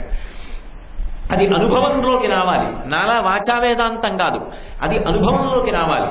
అలా వచ్చేటట్టుగా నువ్వు చెయ్యి తల్లి అని ఒక మార్పు వచ్చి అడిగేటట్టు చెయ్యగలిగినది కూడా ఆవిడే. అందుకే మార్పు ఎక్కడ ఉంటుందో అక్కడ ఎరుపు ఉంటుంది. చీకటి పోయింది, తెల్లవారుతోంది, ఎరుపు. పగలు మధ్యందిని స్థితిని పొందింది, ఎరుపు. పగలు పోయి రాత్రి వస్తోంది, మళ్ళీ రాత్రి వేళ ప్రారంభంలో ప్రదోష వేళలో ఎరుపు. ఎరుపు ఎక్కడ ఉన్నదో అది మార్పునకు గుర్తు, ఎరుపు ఎక్కడ ఉన్నదో అది ప్రేమకు గుర్తు. అందుకే ఆ రక్తవర్ణ ఎర్రటి రంగులో ఉంటుంది. ఏమిటి దాని అర్థం? క్రియాశక్తి. ఏదైనా చేయించేది ఆవిడే. అది చేసేటప్పుడు అహంకారం లేకుండా నిస్వార్థంగా భగవంతుణ్ణి నమ్ముకుని బ్రతికేటట్టుగా చెయ్యగలిగినది ఆవిడే. చిట్ట చివరికి ఆ భగవంతుని వైపుకి అడుగులు వేయించి భగవంతునిలో కలపగలిగినది ఆవిడే. కాబట్టి ఇప్పుడు క్రియాశక్తి స్వరూపమై ఆ తల్లి ఆయన గురించి ఆలోచింపచేస్తుంది. అందుకని ఎరుపు. 3వ స్థాయిలో కదిలి కదిలి కదిలి కదిలి, ఎందుకని ఆ ఎరుపు తర్వాత ఇంకేముంది? తెలుపు ఉంది. అది శివశక్త్యైక్య రూపిణి లలితాంబిక. ఇక మళ్ళీ విడివడవలసిన అవసరం లేకుండా ఆ తెలుపులోకి తోసేస్తుంది. శంకరుడిలోకి వెళ్ళిపెడతానే శంకరుడు అయినాడు. పశువు యొక్క పాశములు తెగిపోతే పశువైపోయినాడు, పశుపతి అయినాడు అని గుర్తు. చిరంజీవన్నేవ క్షపిత పశుపాశం విధికర పరానందాభిజ్ఞం రసయతి రసం తద్భజనవాన్ అంటారు శంకరులు సౌందర్యలో. ఆ పశుపాశములు తెగిపోయి తాను పశుపతి కావాలి. అలా చెయ్యగలిగినది ఎవరు? ఆ తల్లి. అనేకమైన పరీక్షలు పెడుతుంది.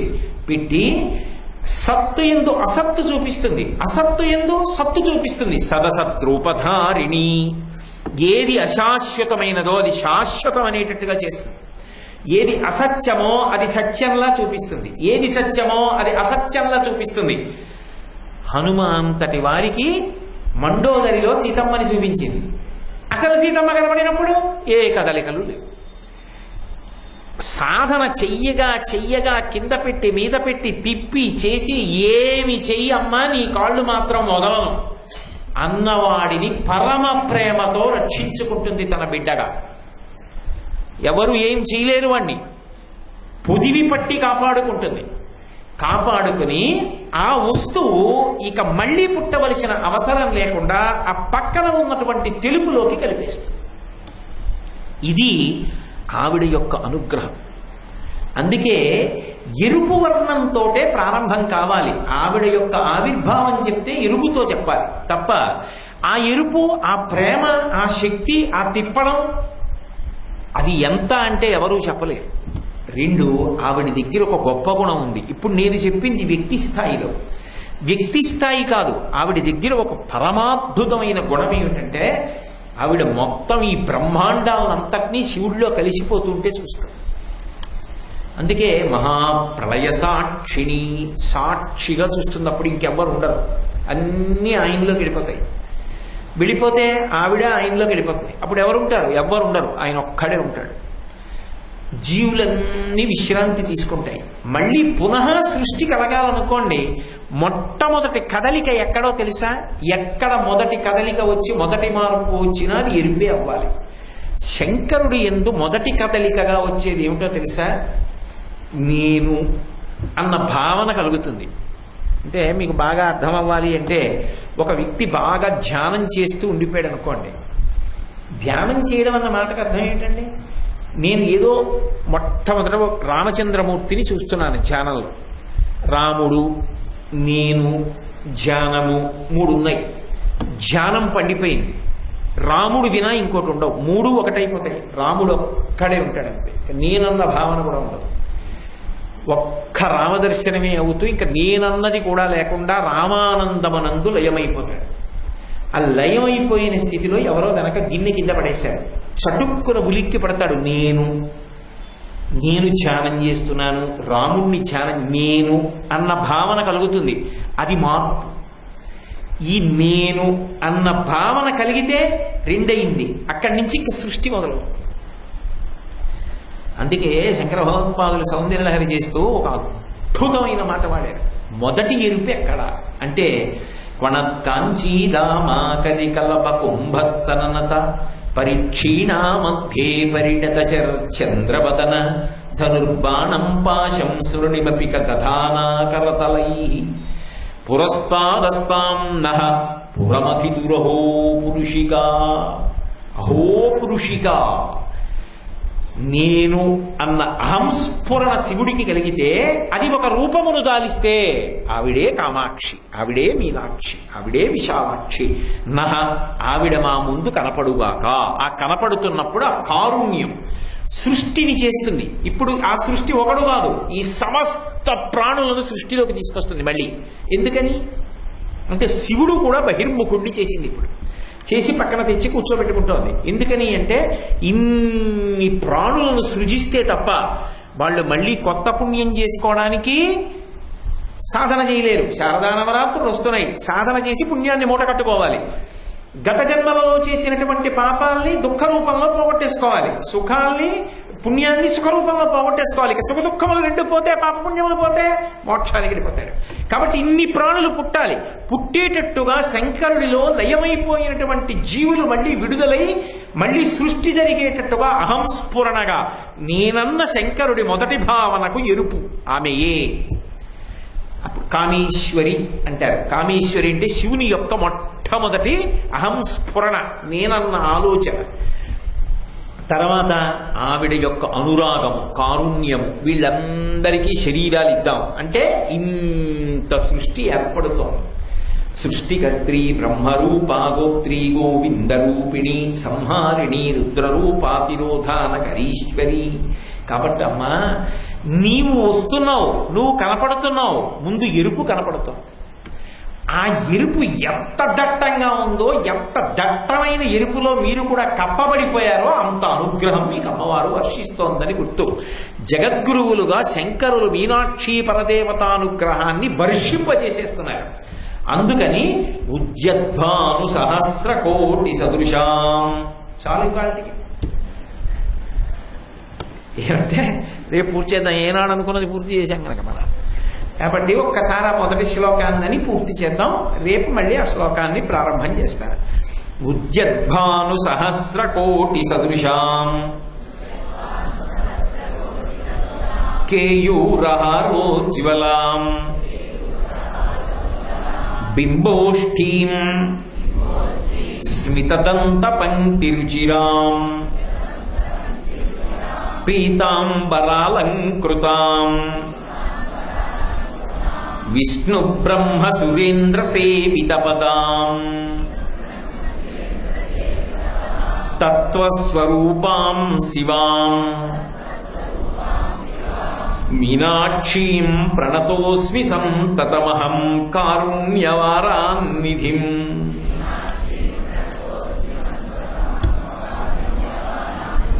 మంగళాశాసనపరైః మదాచార్య పురోగమైః సర్వైశ్చ పూర్వైరాచార్యైః సత్కృతాయాస్తు మంగళం. మంగళం కోసలేంద్రాయ మహనీయ గుణాత్మనే చక్రవర్తి తనూజాయ సార్వభౌమాయ మంగళం.